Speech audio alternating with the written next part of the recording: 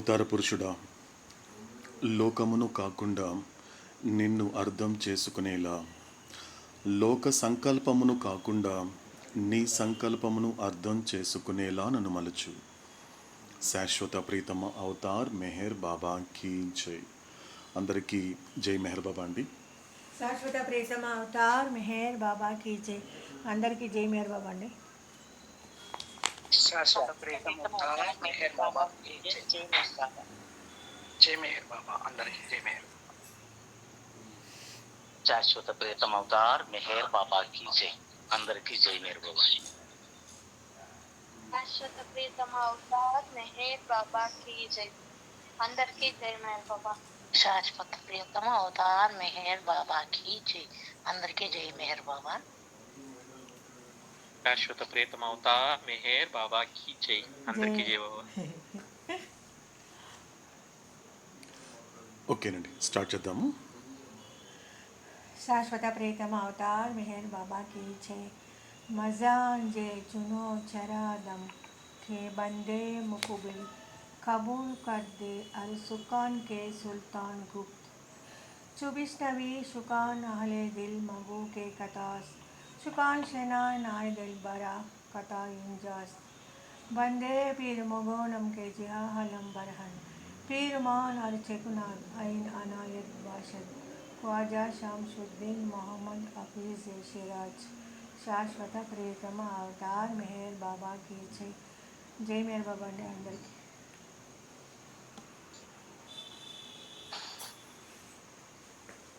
Befitting a fortunate slave, carry out every command of the master without any question of why and what.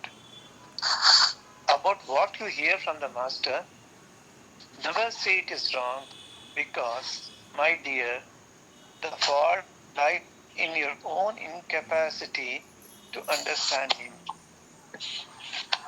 I am slave of the master who has released me from ignorance. Whatever my master does is of the highest benefit to all concerned. Muhammad Hafiz.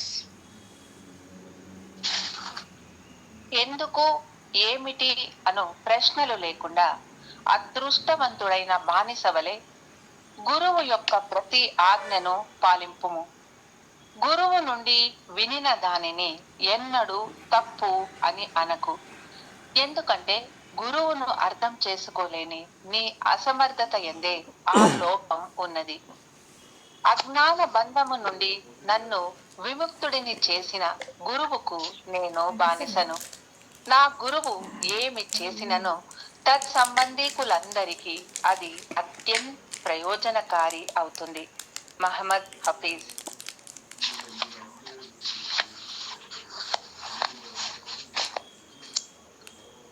Avatar Meher Baba key జై.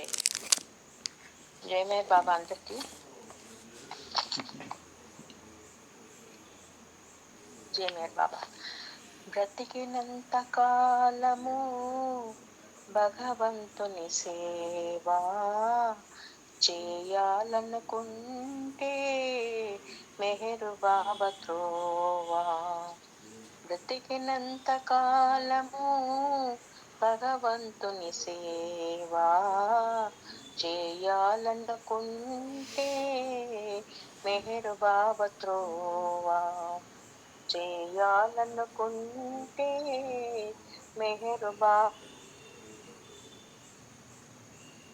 గతము మనకు మతములు చెప్పిన సత్యమొక్కటేలే. గతము మనకు మతములు చెప్పిన సత్యమొక్కటేలే.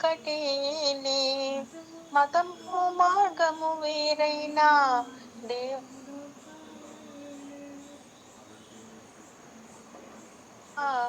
దేవుడొక్కడేలే.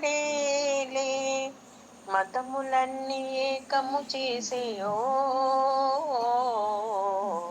మతములన్నీ ఏకము చేసే మెహరు బాబా త్రోవా భగవంతుని సేవా. బ్రతికినంత కాలము భగవంతుని సేవా చేయాలనుకుంటే మెహరు బాబా త్రోవా. చేయాలనుకుంటే మెహరు బాబా త్రోవా. దీర్ఘకాల మౌనము సలిపి దేశాలన్నిటినీ కలిపి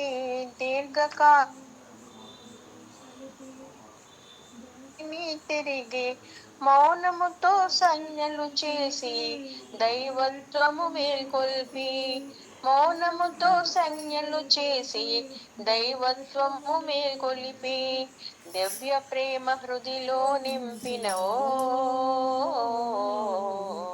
దివ్య ప్రేమ హృదిలో నింపిన మెహరు బాబా త్రోవా.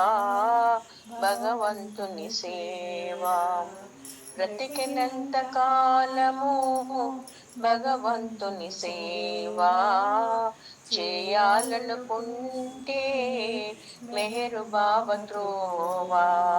చేయాలనుకుంటే మెహరు బాబా త్రోవా. దీన జనోద్ధరణను కోరి మస్తులనే మనుజులనేరి దీన జనోద్ధరణను కోరి మస్తులనే మనుజులనేరి కుష్టుకుంటి రోగుల చేర్చి సేవ చేసి చూపెను దారి కుష్టుకుంటి రోగుల చేర్చి సేవ చేసి చూపెను దారి దారి తెన్ను కానని వారికి దారి తెన్ను కానని వారికి మెహరు బాబా త్రోవా. భగవంతుని సేవా బతికినంత కాలము భగవంతుని సేవా చేయాలనుకుంటే మెహరు బాబా త్రోవా. చేయాలనుకుంటే మెహరు బాబా త్రోవా. ఈ కీర్తన విశాఖపట్నం నుంచి మహేశ్వరి కె పల్లవరాజు అనే బాబా ప్రేమికుడు రచించారు. అది నాకు తెలిసిన తర్వాత దీంట్లో చెప్పడం అంతా కూడా భగవంతుని ఎలా సేవ చేయాలి భగవంతునికి ఏ ఏ దారుల్లో వెళ్ళి ఆయన్ని సేవ చేసుకోవాలి ఆయన దగ్గర చేరాలి అని చెప్పడానికి ఈ యొక్క కీర్తన చాలా హ్యాపీగా అనిపిస్తుంది నాకు. ఎన్ని చెప్పినా కూడా మతములు చెప్పినప్పుడు ఎన్ని రకాల మతములు కూడా ఏదైనా కూడా మతం ఏ సత్యం ఒకటే చెప్తుంది అనమాట. బాబా చెప్పారు I don't all religion comes to me I don't belong to any religion అని చెప్పారు. ఆయన నుంచి అన్ని మతాలు అన్ని వస్తున్నాయి కానీ నేను ఏ మతానికి చెందిన వాడిని కాను అని బాబా చెప్పింది. మతములన్నీ ఇక్కడంతా కూడా బాబా చెప్పారు. అన్ని మతములు చెప్పేది ఒక్కటే ఆఖరికి భగవంతుడు ఒక్కడే ఏకత్వం చెందినటువంటి భగవంతుడు ఒకడే నిజమైన ఇదని పరమాత్మని మనం తెలుసుకోవాల్సింది. ఇది మనకి ఎలా తెలుసుకోవాలంటే మెహర్ బాబాతో పట్టుకుంటే ఆయన కానీ మనం ఆయన దారిలో కనుక మనం వెళ్ళగలిగితే కనుక మనకు కొంచెం సులభంగా ఇది దారి ఆయన చూపిస్తున్నారు మనకి, అది మనము పట్టుకోవాలి. ఇంకోటి ఏమిటంటే రెండో చరణకి దీర్ఘకాల మౌనం సలిపి దేశాలంటే కంటే ఆయన యొక్క లాంగ్ సైలెన్స్ ఆ సైలెన్స్ పీరియడ్ అనేది 44 సంవత్సరాలు అని హరి చెప్పడం జరిగింది. 11 నెలల 7 రోజులు అది అనేసి దాంతో అంత మౌనం సత్తా కూడా ఏ రోజు కూడా ఆయన నోటి నుంచి వచ్చిన శబ్దం కూడా రాలేదని కూడా ఆయనకి యాక్సిడెంట్లు జరిగినప్పుడు కానీ కూడా ఆయన నోటి నుంచి ఒక శబ్దం కూడా రాలేదని అక్కడ డాక్టర్లు నర్సులు కూడా అందరూ చెప్పారు. దాంతో ఆయన మౌనంతో ఉన్నప్పుడు కూడా ఆయన యొక్క సందేశాన్ని ఆయన వినిపిస్తూనే ఉన్నారు, సంజ్ఞలు చేసి వినిపిస్తూనే ఉన్నారు.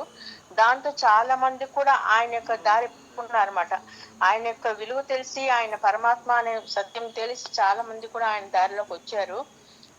అట్లాంటి వాళ్ళందరిలో కూడా డివైన్ లవ్ దివ్య ప్రేమ అనేది వాళ్ళల్లో కూడా నింపారనమాట ఆయన. అదే మనకి దారి చూపిస్తుంది, ఆ యొక్క ప్రేమనే మనకి దారి చూపిస్తుంది, అదే భగవంతునికి మనం సేవ చేసినట్లు అని చెప్తున్నారు అనమాట. లాస్ట్ దేమో దీన జనోద్ధరణ కోరి మస్తులనే మనుషులు లేరంటే అందరినీ కూడా ఉద్ధరించడానికి బాబా అవతరించారు అని చెప్పడం కూడా ఒక రకంగా ఆయన చేసి చూపించిన దాంట్లో మస్తులు అనే వాళ్ళని తీసుకొచ్చి దాని ద్వారా కూడా మనకు కొంచెం విధి తెలిపించారనమాట. కుష్ఠకుంటి రోగులు చేర్చి సేవ చేసి చూపిన దారి. కుష్ఠకుంటి అంటే మాధవ సేవ మానవ సేవ అంటారు కదా, ఆ విధంగా కుష్టి అయినా సరే కుంటి అయినా సరే వాళ్ళకి సేవలు చేసి అప్పట్లోనే బాబా అందరికీ ఇట్లా తర్వాత కూడా లెప్రసీ అనేది ఒక ఇది ఉంది, వాళ్ళని చూసుకోవాలి, ఇట్లా డిసేబుల్డ్ పర్సన్స్ ఉంటారు కదా, వాళ్ళకు కూడా మనం సేవలు చేయాలి, వాళ్ళని ఒక దీనికి తీసుకురావాలి, వాళ్ళని ఒక సేవ కింద తీసుకొచ్చి వాళ్ళకి సేవలు చేయాలి, నిస్వార్థంగా సేవలు చేయాలి అని చెప్పడం జరిగింది. అట్లా చూపి మనకి దారి చూపిస్తున్నారు అన్నమాట. మీరు కూడా ఇదంతా కూడా నేర్చుకోండి, ఎలా మన దీంట్లో మన సేవ ఎలా చేయాలి అనేది కూడా ఆయన స్వతంత్రంగా చేసి చూపించారు, స్వయంగాను ఆయన చేసి చూపించారు. దానికి మనకు అట్లాంటి దారి కూడా మనకు చూపించారు అనమాట, మనకు తెలియని దారి కూడా ఆయన చూపించడం జరిగింది. కాబట్టి ఇదంతా కూడా ఆయన చూపించిన దారి, దీన్ని బాబా చూపించిన దారిలో మనం వెళ్తే, మనం కానీ ప్రయాణించగలిగితే గనక భగవంతుని సేవ, పరమాత్మని సేవ చేసినట్టు మనకి అర్థమవుతుంది అని చెప్పడం జరిగింది. నాకు తెలిసినంత వరకు ఏదో కొంచెం వివరణ ఇవ్వగలిగాను అనుకుంటున్నాను.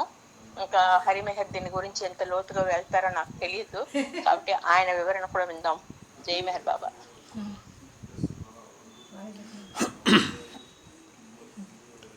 ఇంతవరకు మనకి ఇందుమతి గారు గొప్ప సాహిత్యంతో ఉన్నటువంటి ఒక అవతార తత్వం. ఎందుకంటే ప్రతి మెహరోపాసనంలో అవతారుడు తన యొక్క నిజస్వరూపము, నిజానికి తాను దేనికి చెందిన వాడిని, తన తత్వం ఏంటి అనేది ప్రతి మెహరోపాసనంలో మనకి అవతారుడు రిపీట్ చేస్తూనే ఉన్నాడు. అంటే ఏదైతే అవతారుడు చెప్పినటువంటి ఐఎమ్ నాట్ దిస్ బాడీ అని చెప్పినప్పుడు, అంటే బాబా బాడీ కాకపోతే మరేంటి, నాకు కనిపించేది బాడీ కనిపిస్తోంది. ఒక ఫోటోగ్రాఫ్లో కానీ ఒక వీడియోలో కానీ ఎక్కడ చూసినా బాబా అంటే ఈయనే కదా, ఈ శరీరమే కదా అనిపిస్తుంది. కానీ అవతాడని చెప్పాడు ఐఎమ్ నాట్ దిస్ బాడీ అని చెప్పాడు. అదేవిధంగా అవతాడు రిపీట్ చేసేటువంటి మరొక మాటలో తన యొక్క నిజస్వరూపం ఏంటి, తను ఎవరు అంటే I am God in human form. అంటే అర్థం ఏంటి అంటే భగవంతుడు ఆ యొక్క మానవ శరీరంలో ఉన్నాడు. అంటే అర్థం ఏంటి అంటే నేను ఈ శరీరంలో ఉన్న భగవంతుడినే కానీ ఈ శరీరమే భగవంతుడు కాదు.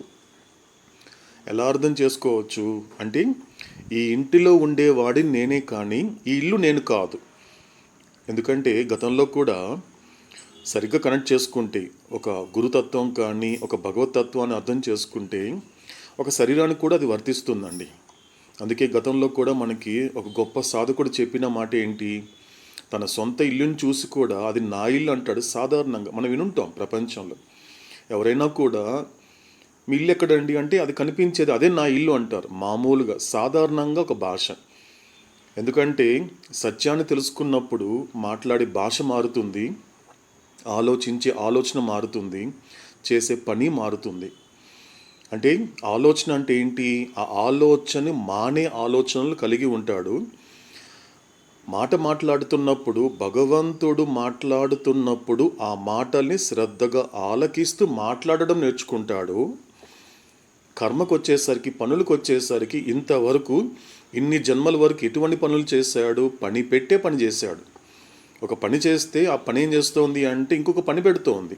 సరిగ్గా అర్థం చేసుకుంటే ఇక్కడ అవతాడు చెప్పిన మాటకి ఒక కర్మ అంటే అది యోగం వైపు తీసుకెళ్ళాలి తప్ప నేను భోగం వైపు ఒక రోగం వైపు తీసుకెళ్ళకూడదు.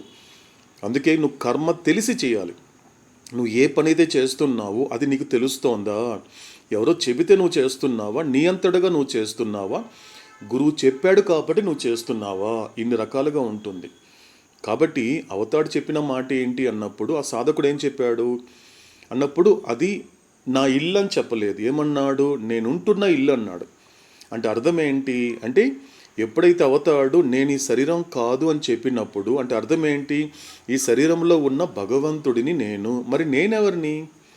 ఇప్పుడు మెహర్ బాబా చెప్తున్నాడు అండి, తాను ఎవరు చెప్పాడు, ఇప్పుడు నేనెవరిని అంటే ఇండివిజువల్గా కనెక్ట్ చేసుకుంటే, వ్యక్తిగతంగా ఎవరికి వాళ్ళు కనెక్ట్ చేసుకుంటే తనకు తాను ఎవరు చెప్పాడు, మరి నేనెవరిని? నేను కూడా భగవంతుడే కదా.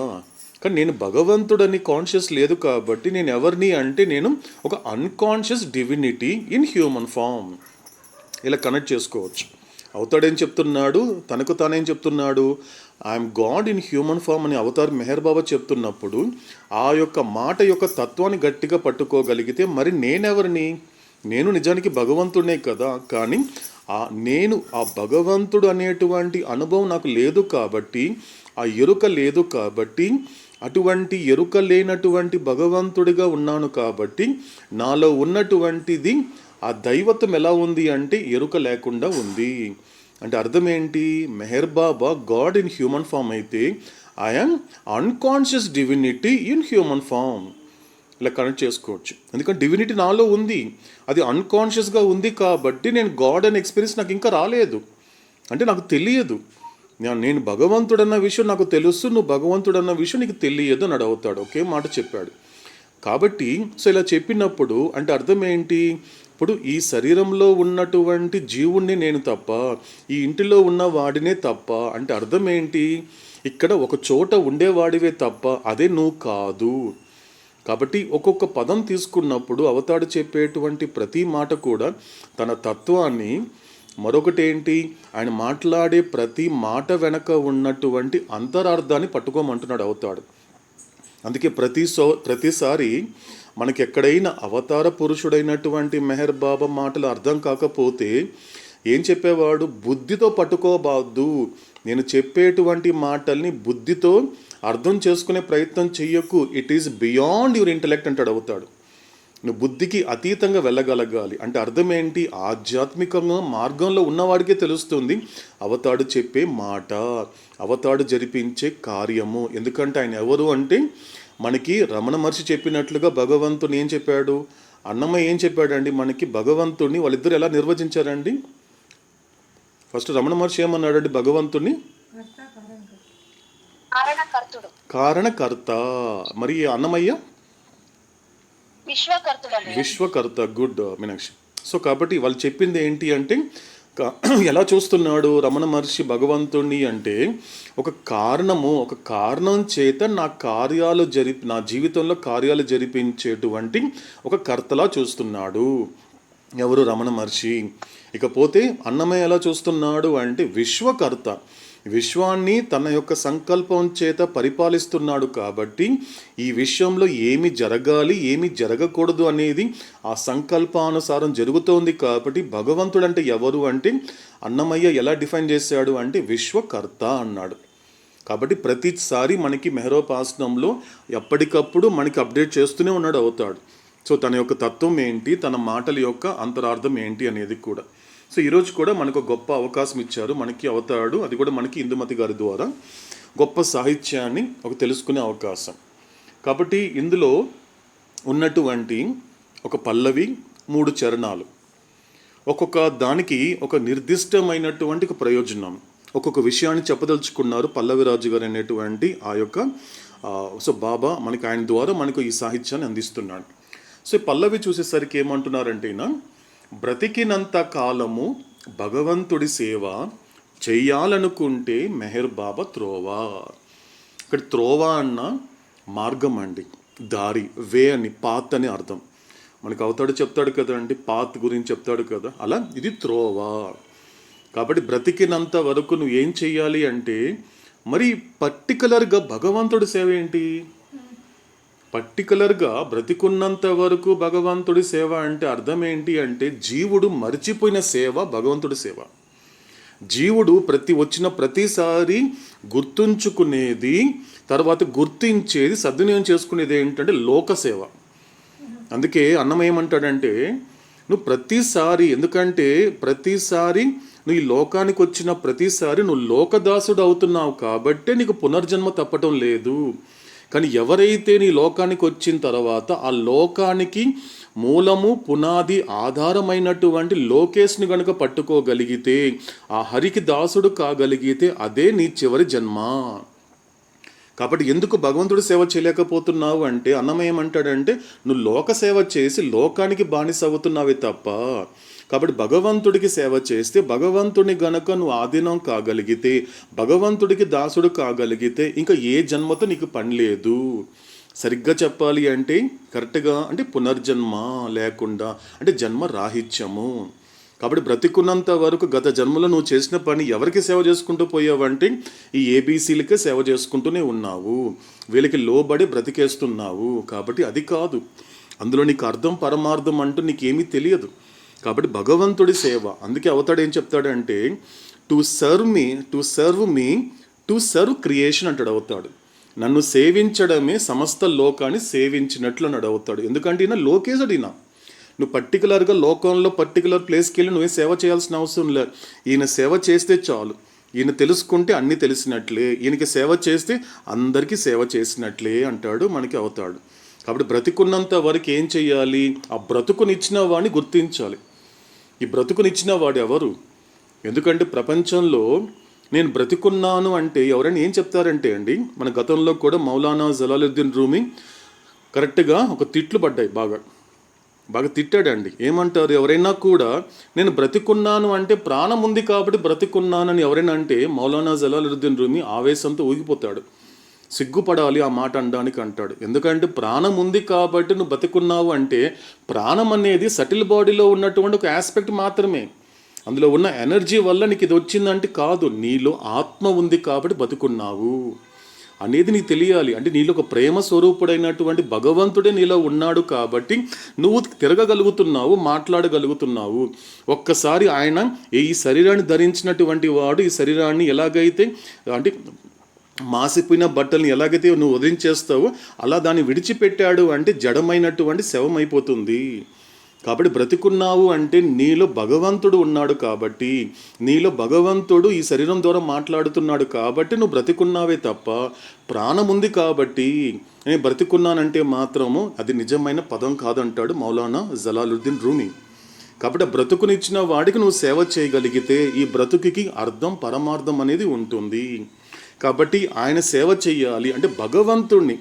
ఇక్కడ మనకి సాహిత్యంలో ఎంత గొప్పగా చెప్పాడంటే చూడండి, ఆ భగవంతుడు ఎవరు అంటే మెహర్ బాబాయే. ఆ భగవంతుడికి నువ్వు సేవ చేయాలి అంటే నువ్వు పట్టుకోవలసింది, నడవవలసింది ఎవరితో అంటే మెహర్ బాబా త్రోవా. మెహర్ బాబా మార్గంలో నడిస్తే అప్పుడు ఏం జరుగుతుంది? మెహర్ బాబా అంటే ఎవరో నీకు తెలుస్తుంది, మెహర్ బాబాకి నాకేంటి సంబంధం అనేది తెలుస్తుంది. ఈ లోకాన్ని సేవ చేసుకోకుండా ఎవరికి సేవ చేస్తే నా జన్మకి ఒక అర్థం పరమార్థం అనేది నెరవేరుతుందో అటువంటి సేవ చేయాలి అంటే అది ఎవరితో నడవాలి, ఏ మార్గంలో నడవాలి అంటే అది మెహర్ బాబా త్రోవలో నడవాలి. కాబట్టి సేవ చేయాలి అంటే గుర్తుపెట్టుకోవాలి, ఒక గొప్ప మతం అండి. సేవ అంటే సాధారణంగా ఒక చోట అవతాడు ఒక మాట అంటాడండి. సాధారణంగా ఎవరైనా ఏ చిన్న పని చేసినా అన్నిటికీ ఒక పదం వాడేది ఏంటంటే సర్వీస్ అండి. ఒక చిన్న మాట భాస్కర్ రాజు గారు కూడా ఒక చోట దీని గురించి ప్రస్తావించారండి. ప్రతిసారి మెహర్ బాబా సేవ చేస్తున్నాడు కుష్టు రోగులకి, మస్తులకి, నేను సేవ చేస్తున్నాను. గుడికిళ్ళు ఏదో అన్నదానం చేయడమో లేకపోతే నాకు చేతనైనంత వరకు నేను సేవ చేస్తున్నాను అన్నప్పుడు అటు భాస్కర్ రాజు గారు అవతార తత్వాన్ని ఎంత గొప్పగా చెప్పారు అంటే, సాధారణంగా మనం మాట్లాడుతున్నప్పుడు భాష తెలియకుండా మాట్లాడేస్తూ ఉంటాం. ఇప్పుడు మెహర్ బాబా సేవ చేశాడు, నేను సేవ చేస్తున్నాను అంటే ఆయన చేసే సేవ ఏంటి? Master in servitude. అది సేవలో ప్రావీణ్యత. ఆయన చేసే ప్రతి పని ఎందుకంటే అది మాస్టరీ అండి, ఆ ప్రావీణ్యతతో చేస్తాడు మెహర్ బాబా, అవతార పురుషుడు కాబట్టి నువ్వు ఒక గ్రాస్ లెవెల్లో ఉన్నప్పుడు ఆ సేవ అనేది అప్లికేబుల్ కాదు. అందుకు ఆయన ఏం చెప్పారంటే భాస్కర్ రాజు గారు ఒక చోట తన సాహిత్యంలో నేను చదివినప్పుడు ఏం చెప్తారంటే ఆయన, నిజానికి సేవ అనే మాట రెండు రకాలుగా వస్తుంది. ఒకటి ఉపయోగించుకోవడము, రెండు ఉపయోగపడడం. సేవ అనే పదం వాడకుండా నువ్వు ఉపయోగపడగలగాలి మానవ జన్మలో. ఎందుకంటే భగవంతుడు ఎప్పుడు సంతోషపడతాడు అంటే ఎంతవరకు నువ్వు లోకాన్ని ఉపయోగించుకోవడమే నీకు అలవాటైంది. దానివల్ల ఏం జరిగింది? కర్మ పెరుగుతూ పోయింది. కర్మ అనేటువంటిది ఎక్కడ కూడా అది పూర్తిగా ఖర్చు అవ్వలేదు. ఆ కర్మ యోగం వైపు వెళ్ళకపోవడానికి కారణం ఏంటి అంటే ఎప్పుడు చూసినా ఉపయోగించుకోవడమే స్వార్థంతో. కానీ ఒక్కసారి నేను ఏదైతే చెప్తానో అది గనుక నువ్వు ఆచరణాత్మకంగా పెట్టగలిగితే నువ్వు ఉపయోగపడగలగాలి. అది సేవ అంటే. సేవ అంటే అర్థం ఏంటి? ఉపయోగపడము. ఆయనకి ఉపయోగపడాలి, భగవంతుడికి ఉపయోగపడాలి. ఇంతవరకు లోకాన్ని ఉపయోగించుకున్నటువంటి నేను ఇక్కడి నుంచి ఆ లోకేశుడికి ఉపయోగపడాలి. ఉపయోగపడగలిగితే నా శరీరం కానీ, నా మనసు కానీ, నా జన్మ కానీ, నా జీవితం గనుక ఆ లోకోద్ధరణ వాడికి, ఆ లోకేశుడికి, ఆ హరికి గనుక నేను ఉపయోగపడగలిగితే ఖచ్చితంగా నా జన్మ ధన్యమవుతుంది అనేటువంటిది గొప్ప తత్వం దాగుందండి ఈ పల్లవిలో. ఇకపోతే మొదటి చరణంలో ఏం చెప్తున్నారు అంటే ఇక్కడ పూర్తిగా మతం గురించి చెప్తున్నారు. ప్రపంచమంతా అవతడు అనేక సందర్భాల్లో చెప్పిన మాట ఏంటి అన్నప్పుడు, ప్రపంచంలో ఇప్పటికీ ఒక పెద్ద క్వశ్చన్ మార్క్ ఏంటి అంటే చాలామందికి, ఎందుకంటే ఈ యొక్క విభేదాలు, ఈ యొక్క యుద్ధాలు ఇప్పుడు మనకి కళ్ళ ముందు కనిపిస్తోందండి. అవతాడు స్వయంగా చెప్పిన మాట, ఫ్యూచర్లో కూడా ఇది సస్టైన్ అవుతుందని చెప్పాడు అవతాడు. ఎందుకంటే ఈ పేరు మీదనే, ఎందుకంటే ఇప్పటికీ అసలు ఇది ఏంటి అనేది ఇప్పటికీ అర్థం కావట్లేదండి మనుషులకి. అదే అవతాడు చెప్తాడు, రెండు అర్థం కాదంటే ఎప్పటికీ మనిషికి.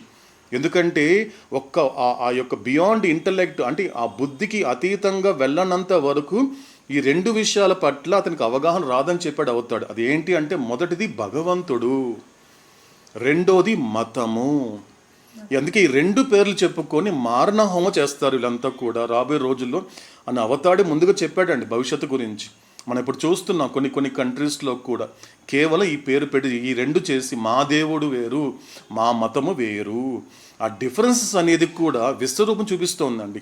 కాబట్టి కానీ ఇక్కడ ఏం చెప్పాడు అవతాడు చెప్పిన మాట అనేది ఒక్కసారి స్మరించుకున్నామండి. ఏం చెప్పాడు తెలుసా అండి?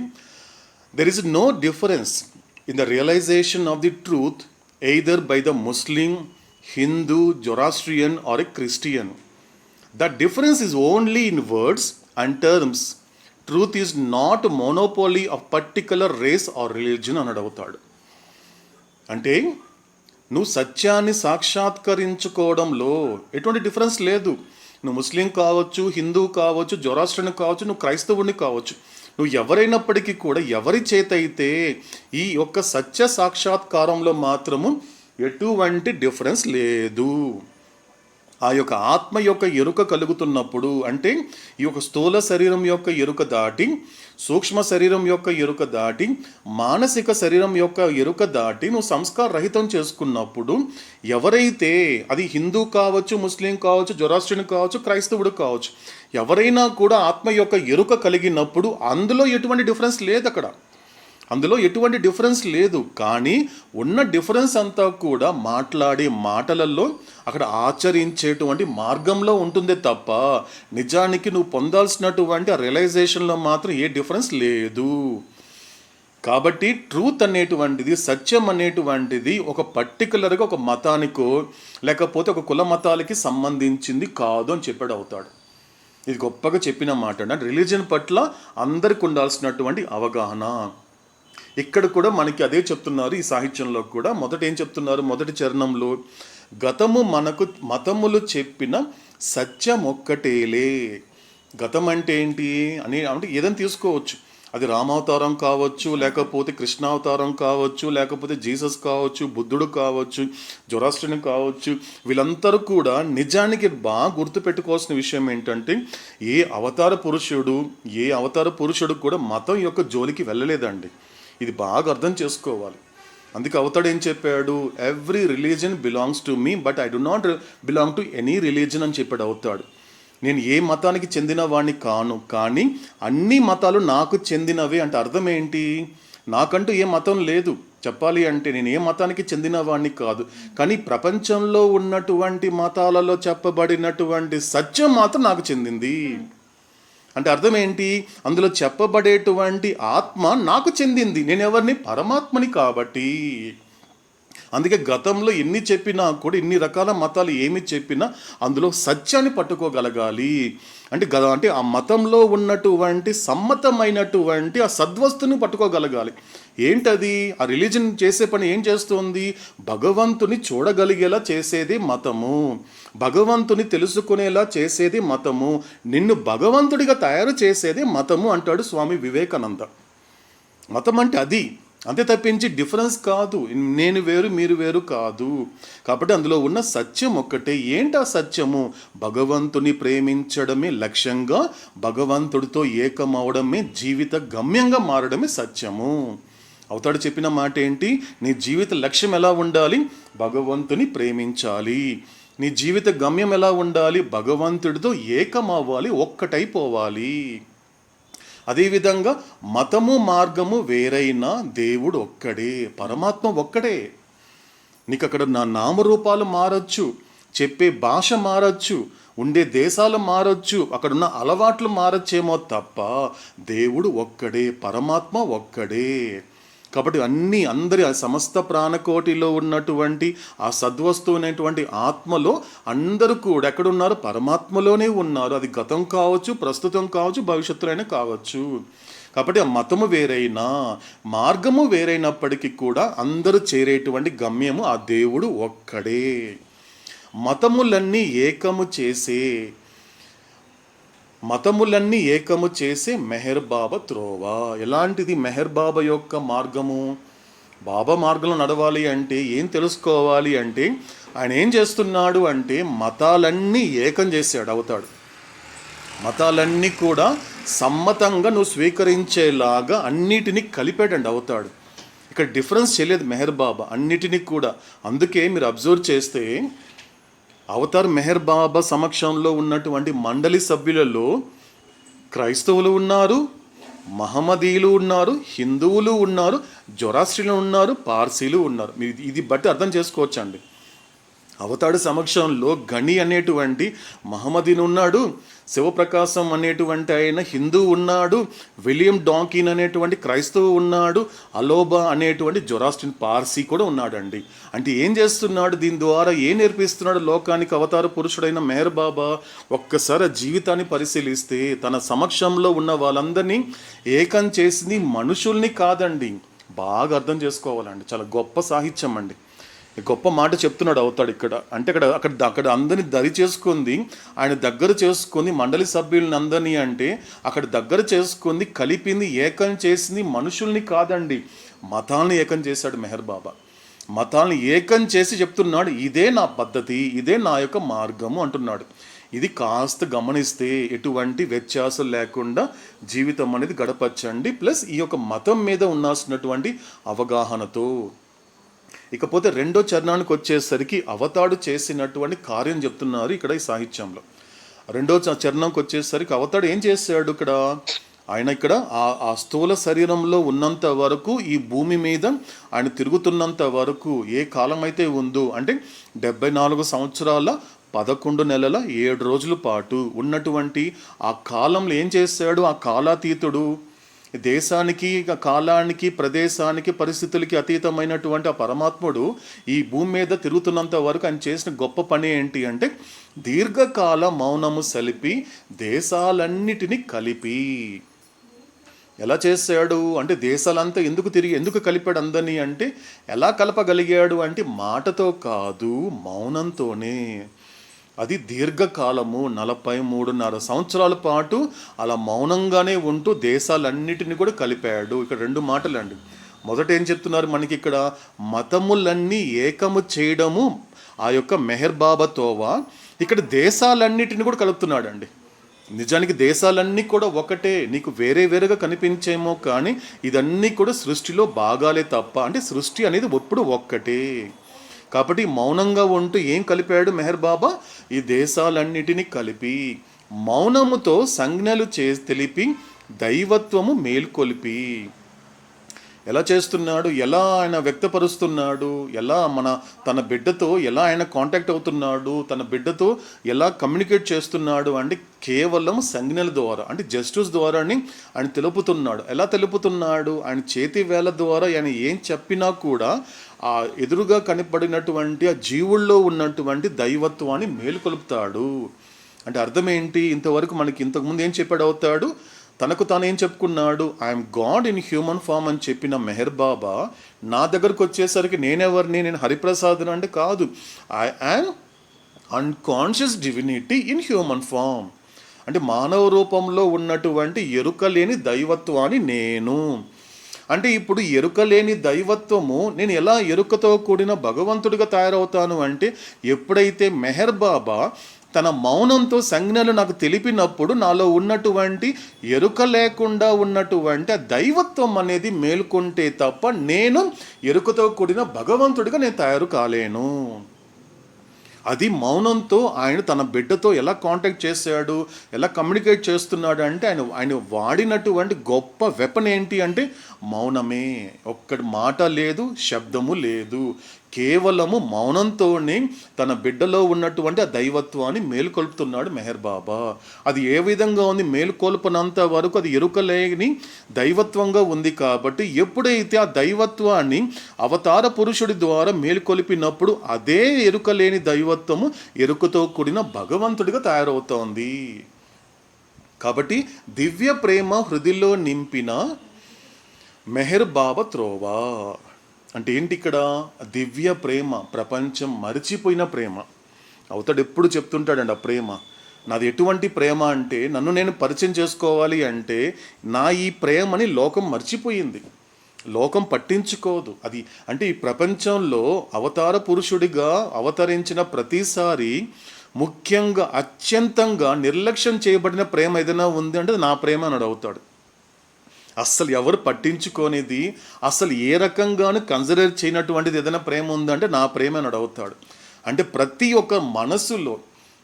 ఒక్క మనసులో ఎటువంటి ప్రేమ నింపబడి ఉంది వాళ్ళ స్వార్థం వలన అంటే కేవలము ఈ యొక్క మానవ ప్రేమ. ఇదొక స్వార్థపూరితమైన ప్రేమ వాళ్ళ మనసులో నింపేసుకున్నారు అందరూ కూడా. అందుకే అంత స్వార్థపరులుగా ఉండడానికి కారణము ప్రపంచమంతా కూడా ఇటువంటి తమకు తాము ఒక సెల్ఫ్ ఇన్ఫ్లిక్టెడ్గా తయారు చేసుకున్నారు ఈ సెల్ఫిష్ వరల్డ్లో కూడా. కాబట్టి ఇదంతా ఎలా నింపుకున్నారు? కానీ ఇక్కడ ఏం చెప్తున్నారు? హృది అంటున్నారు. హృది అంటే అర్థం ఏంటి? హృదయంలో. అవతాడు ఏం చేస్తాడు? దైవత్వాన్ని మేలుకొలుపుతూ ఏం చేస్తాడంటే ఆ మేలుకొలుపుతున్నటువంటి తన బిడ్డలో ఉన్నటువంటి హృదయంలో ఈ తన యొక్క దివ్య ప్రేమ నింపుతాడు. అంటే ఇంతకుముందు ఏం నింపుకున్నాడు ఆ బిడ్డ అంటే కేవలము ఈ యొక్క మానవ ప్రేమ, స్వార్థపూరితమైన ప్రేమని తన మనసులో నింపుకున్నాడు. కాబట్టి అక్కడెక్కడ కూడా ఆ పాత్ర ఖాళీ లేదు. అవతాడు గొప్పగా చెప్తాడండి, నా ప్రేమ మీకు ఇవ్వాలని నేను ఎంతో కాలం నుండి ప్రయత్నించినా కూడా మీకు ఏ ఉద్దేశంతో నేను పాత్ర ఇచ్చాను, మీ జన్మతో పాటు ఒక పాత్ర ఇచ్చాను. ఆ పాత్ర ఎందుకు ఇచ్చాను అంటే ఒక సందర్భంలో ఒక సమయంలో నేను దగ్గరకు వచ్చి ఆ పాత్ర నిండా నా దివ్య ప్రేమతో నింపుతాను అని చెబితే ఈ మానవుడు ఎంత స్వార్థపరుడు అంటే అవతాడు చెప్తాడు ఈ లోకానికి వచ్చిన తర్వాత తన యొక్క స్వార్థంతో అనవసర విషయాలు, ఫిల్తీ థింగ్స్ అంటాడండి అవతాడు. ఫిల్తీ థింగ్స్, ఏ రకంగానూ ఆధ్యాత్మికంగా ప్రయోజనం లేని వాటితో ఆ పాత్రని నింపుకున్నావు. ఇప్పుడు నా దివ్య ప్రేమని నీ హృదయంలో నింపుతామని దగ్గరకు వస్తే ఆ పాత్ర ఖాళీగా ఎక్కడుంది? ఖాళీగానే లేదు. అది అంటున్నాడు అవుతాడు. అంటే your vessel is not empty. నీ పాత్ర ఖాళీగా లేదు. పోనీ ఏం నింపుకున్నావు అంటే it is a full of filthy things అంటాడు అవుతాడు. ఏ రకంగా ఆధ్యాత్మిక ప్రయోజనం లేని వాటితో నింపేసుకున్నావు. కాబట్టి అవతాడు ఏం చేస్తాడు? ఇక్కడ మౌనంతో సంజ్ఞలు తెలిపి నీలో ఎరుక లేకుండా ఉన్నటువంటి దైవత్వాన్ని మేలుకొలిపి ఎరుకతో కూడిన భగవంతుడిగా తయారు చేసేటువంటి ప్రక్రియలో భాగంగా తన దివ్య ప్రేమ ఏం చెప్పాడండి మనకు అవుతాడు? తన ప్రేమ గురించి మనందరికి అర్థమయ్యే భాషలో ఆదుకునే ప్రేమ, that is a divine love. అంటే ఈ అవతార పురుషుడు తన బిడ్డ యొక్క హృదయంలో ఈ దివ్య ప్రేమని నింపడానికన్నా ముందు ఎటువంటి ప్రేమతో నింపుకున్నాడు అంటే అనుకునే ప్రేమతో తన మనసులో నింపుకున్నాడు. అనుకుంటుంటాడు. ఎందుకు మనిషికి కన్ఫ్యూజ్ అవుతాడు అంటే ప్రతిదీ అనుకోవడమే. ఇంతవరకు వాడు నా మాట వింటాడు అనుకున్నాను, ఎందుకో 2 రోజుల నుంచి వాడు నా మాట వినటం లేదు అంటే క్లారిటీ వచ్చినట్టు ఉంటుంది కానీ మళ్ళీ క్లారిటీ పోతుందండి. ఒక అన్ని చక్కబెట్టుకున్నాను అనిపిస్తుంది కానీ మళ్ళీ ఏదో రకంగా ఆందోళన చింత వచ్చేస్తుందండి. అంటే ఎక్కడో ఒక చోట అనుకోవడమే తప్ప అన్నీ అనుకోవడమేనండి. అందుకే అవతాడు ఏం చెప్పాడు? ప్రపంచాల విషయంలో ఇదంతా కూడా ఇమాజినేషన్, ఇదంతా నువ్వు ఊహించుకుంటున్నావు అన్నాడు అవుతాడు. కాబట్టి ఇది ఎటువంటి ద్రోవ? బాబా యొక్క మార్గం ఎటువంటిది అంటే ఆయన సేవ చేసేటువంటి ప్రక్రియలో భాగంగా ఆయన మార్గం ఏంటో తెలుసుకోవాలి అంటే ఈ రకంగా 2 చరణాలు చెప్తూ ఇంకా చివరిదైనటువంటి 3వ చరణం గురించి చెప్తున్నాడు అవుతాడు. సో ఏం చెప్తున్నాడు ఇక్కడ? అవతాడు చేసిన కార్యం ఏంటి అంటే ప్రపంచానికి అర్థం కానటువంటిది. ఎందుకంటే మనం ఎక్కడ కూడా చాలా తక్కువ సందర్భాలు చూస్తూ ఉంటాం ఒక రాముడు ఇలాంటి సేవ చేయడం. ఎందుకంటే ఇంతవరకు రాముడు తన గురువుకి సేవ చేసినట్లు మనం చూసాము, కృష్ణుడు తన గురువుకి సేవ చేయడం చూసామే తప్ప ఇలాంటి సందర్భాలు అంటే నాకు తెలిసినంత వరకు, ఇది నా వ్యక్తిగత ప్రయాణపు అవగాహన మాత్రమే, ఇక్కడ నేను ఎవరిని కలుపుకోవట్లేదండి, నా వరకు చెప్తున్నాను. కాబట్టి నేను ఎక్కడ చూడలేదు, రామావతారం కానీ జీసస్లో తీసుకున్నప్పటికీ కూడా ఎక్కడ కూడా ఇలా ఎప్పుడు లేదు. ఒక జీసస్ చేసినప్పటికీ కూడా అక్కడ రోగాలు అప్పటికప్పుడు తగ్గించి ఒక మిరాకిల్స్ చేశాడే తప్ప, కానీ ఇలాంటిది ఎందుకంటే పర్టికులర్గా ఒక మస్తుల దగ్గరికి వెళ్ళడము, ఇలాంటి కుష్టు రోగుల దగ్గరికి వెళ్ళడం అనేటువంటిది పర్టికులర్గా ఒక పని పెట్టుకొని, ఎందుకంటే లైన్లో క్యూలో వచ్చి మరి ఆయన ఆయన ఆయన ఆయన ఆయన కదలలేని పరిస్థితిలో కూడా కుర్జీ వేసి అందు మీద టేబుల్ పెట్టి అందు మీద కుర్జీ వేసి అక్కడి మీద వచ్చిన వాళ్ళని పాదాలు కడిగేవాడు. మనం చూసాం వీడియోలో కూడా, ఆ బియాండ్ వర్డ్స్లో కూడా కుష్టు రోగుల్ని కూడా, ఎందుకంటే మన కళ్ళ ముందు అలా కడిగేవాడు ఆయన, కడిగి వాళ్ళందరికీ బట్టలు కూడా పంచేవాడు. ఎందుకు చేస్తున్నాడు అవుతాడు ఇవన్నీ కూడా? ఇక్కడ రెండు ఉన్నాయి. ఇక్కడ ఏం చెప్పాడు, ఇక్కడ 3వ చరణంలో ఏం చెప్పబడింది? దీన జనోద్ధరణను కోరి. దీన జనోద్ధరణ అంటే వాళ్ళు నీకు దీనులా కనబడుతున్నారు, దురదృష్టవంతులా కనిపిస్తున్నారు. సాధారణంగా ఎవరైనా కుష్టు రోగులను చూస్తున్నప్పుడు సాధారణంగా ప్రపంచం అంతా ఎలా అనిపిస్తుంది అంటే వాళ్ళు దురదృష్టవంతులు. కానీ గొప్ప మాట చెప్పాడండి అవుతాడు. ప్రపంచం ఏమనుకుంటుందో పక్కన పెడితే అవతాడు ఏం చెప్పాడో తెలుసా అండి? కుష్టు రోగుల్ని ఏమాడో తెలుసా అండి? అంటే they are beautiful souls in ugly cages అన్నాడు అవుతాడు. అంటే ఎలాంటి వాళ్ళు అంటే అందవికారమైనటువంటి ఆ యొక్క పంజరంలో అందమైన ఆత్మలు అన్నాడు అవుతాడు. నీకు అది కనిపించకపోతే నీకు అందవికారంగా కనిపించవచ్చు, అది కాలు చేతులు తినేసి వాళ్ళు నీకు అలా ఒక కురూపిలా కనిపించేమో, కానీ అవతాడుకి తెలుసు వాళ్ళందరూ కూడా అందమైన ఆత్మలు అని. అంటే ఆ దీనుల్లో ఉన్నటువంటి వాళ్ళ ఉద్ధరించడానికి చేశాడు ఆ పనులు. కానీ ఎందుకంటే సేవ చేయడం మాత్రమే కాదని వాళ్ళని ఉద్ధరించాడండి. అందుకే మనకి ప్రపంచంలో ప్రస్తుతానికి మాత్రము అలాంటి వాళ్ళు కనిపించడం చాలా రేర్ అండి. కేవలం ఆయన స్పర్శ వల్లనే వాళ్ళందరినీ ఉద్ధరించాడండి. కాబట్టి అది మనకి కనిపించదు. కాబట్టి ఇదొకటి అండి. అక్కడ ఎవరు వీళ్ళందరూ కూడా ఈ యొక్క కుష్టు రోగుల గురించి మాట్లాడితే, మస్తుకి అయితే మాత్రం అయితే అల్టిమేట్ అండి. ఎందుకంటే మస్తులు అంటే మాత్రము ఒక పర్టికులర్గా అవతారుడు ఇంత లోతుల్లోకి వెళ్ళి ఇంత గొప్ప పని చేయడం అనేది మాత్రము నేను ప్రయాణం చేసినంత వరకు ఏ అవతార పురుషుడు చేయలేదండి, మెహర్ బాబా చేసినట్లుగా. ఎందుకంటే ఒక పర్టికులర్గా ఆ పని మీదే మస్తుల కార్యక్రమం అనేసి అక్కడ పర్టికులర్గా వెళ్ళడము, దాని గురించి లోకానికి తెలియాలి. కాబట్టి విలియం డాంకీని పిలిచి నువ్వు వేఫరర్స్ అనే పుస్తకం రాసి నువ్వు దానిని స్టోర్ చేసి పెట్టు, ఒక ప్రిజర్వ్ చేసి పెట్టు ఇన్ఫర్మేషన్ అంతా అని అవతాడే స్వయంగా రాయించుకున్నటువంటి పుస్తకమే వేఫరస్ అండి. బాటసార్లు అనేది కూడా మనకి తెలుగు ట్రాన్స్లేషన్లో ఉంటుంది అని పర్టికులర్గా చెప్పాడు అవుతాడు. అంటే భగవంతుని ఎలా ప్రేమించాలి అనేటువంటి దాంట్లో అవతార పురుషుడు ఇచ్చినటువంటి ఫస్ట్ ప్లేస్ మస్తులకేనండి. ఫస్ట్ ప్లేస్ వాళ్ళకే ఉంటుంది. గాడ్ ఇంటాక్సికేటెడ్ సోల్స్ అన్నాడు వాళ్ళు. అందుకే అవుతాడు వాళ్ళని వెతుక్కుంటూ వెళ్ళేవారు. కానీ ఏ మస్తు మెహర్ బాబాని వెతుక్కుంటూ రాలేదండి, మెహర్ బాబాయి మస్తులను వెతుక్కుంటూ వెళ్ళాడు. దట్ ఈస్ ద లైఫ్ అండి. అది గొప్ప జీవితం. భగవంతుడిని కూడా అంటే నువ్వు అట్రాక్ట్ చేయగలిగావంటే నీ ఆ జీవితం ఏమా జీవితం అది. భగవంతుడు వెళ్ళాడండి సాక్షాత్ వాళ్ళ దగ్గరికి వెళ్ళేసి వాళ్ళని స్నానం చేయించాడు, వాళ్ళ మలమూత్రాన్ని శుభ్రపరిచాడు. ఎంత గొప్ప పనులు చేశాడండి అవుతాడు. అంటే అవతాడు చెప్తాడండి ఒక టైంలో ఎలా అర్థం చేసుకోవాలి, ఎందుకు బాబా నీకు మస్తులు అంటే అంత పిచ్చి, అంత ప్రేమ ఏంటి బాబా? ఎందుకంటే వాళ్ళని అలా పట్టుకుంటావు. ఇక్కడ బెంగళూరులో మస్తులో కార్యక్రమం చేసినప్పుడు కూడా మనం చూస్తే కూడా కొంతమందిని కూడా అలా హగ్ చేసుకోవడం కానీ ఫోటోగ్రాఫ్స్ మనం చూసాం.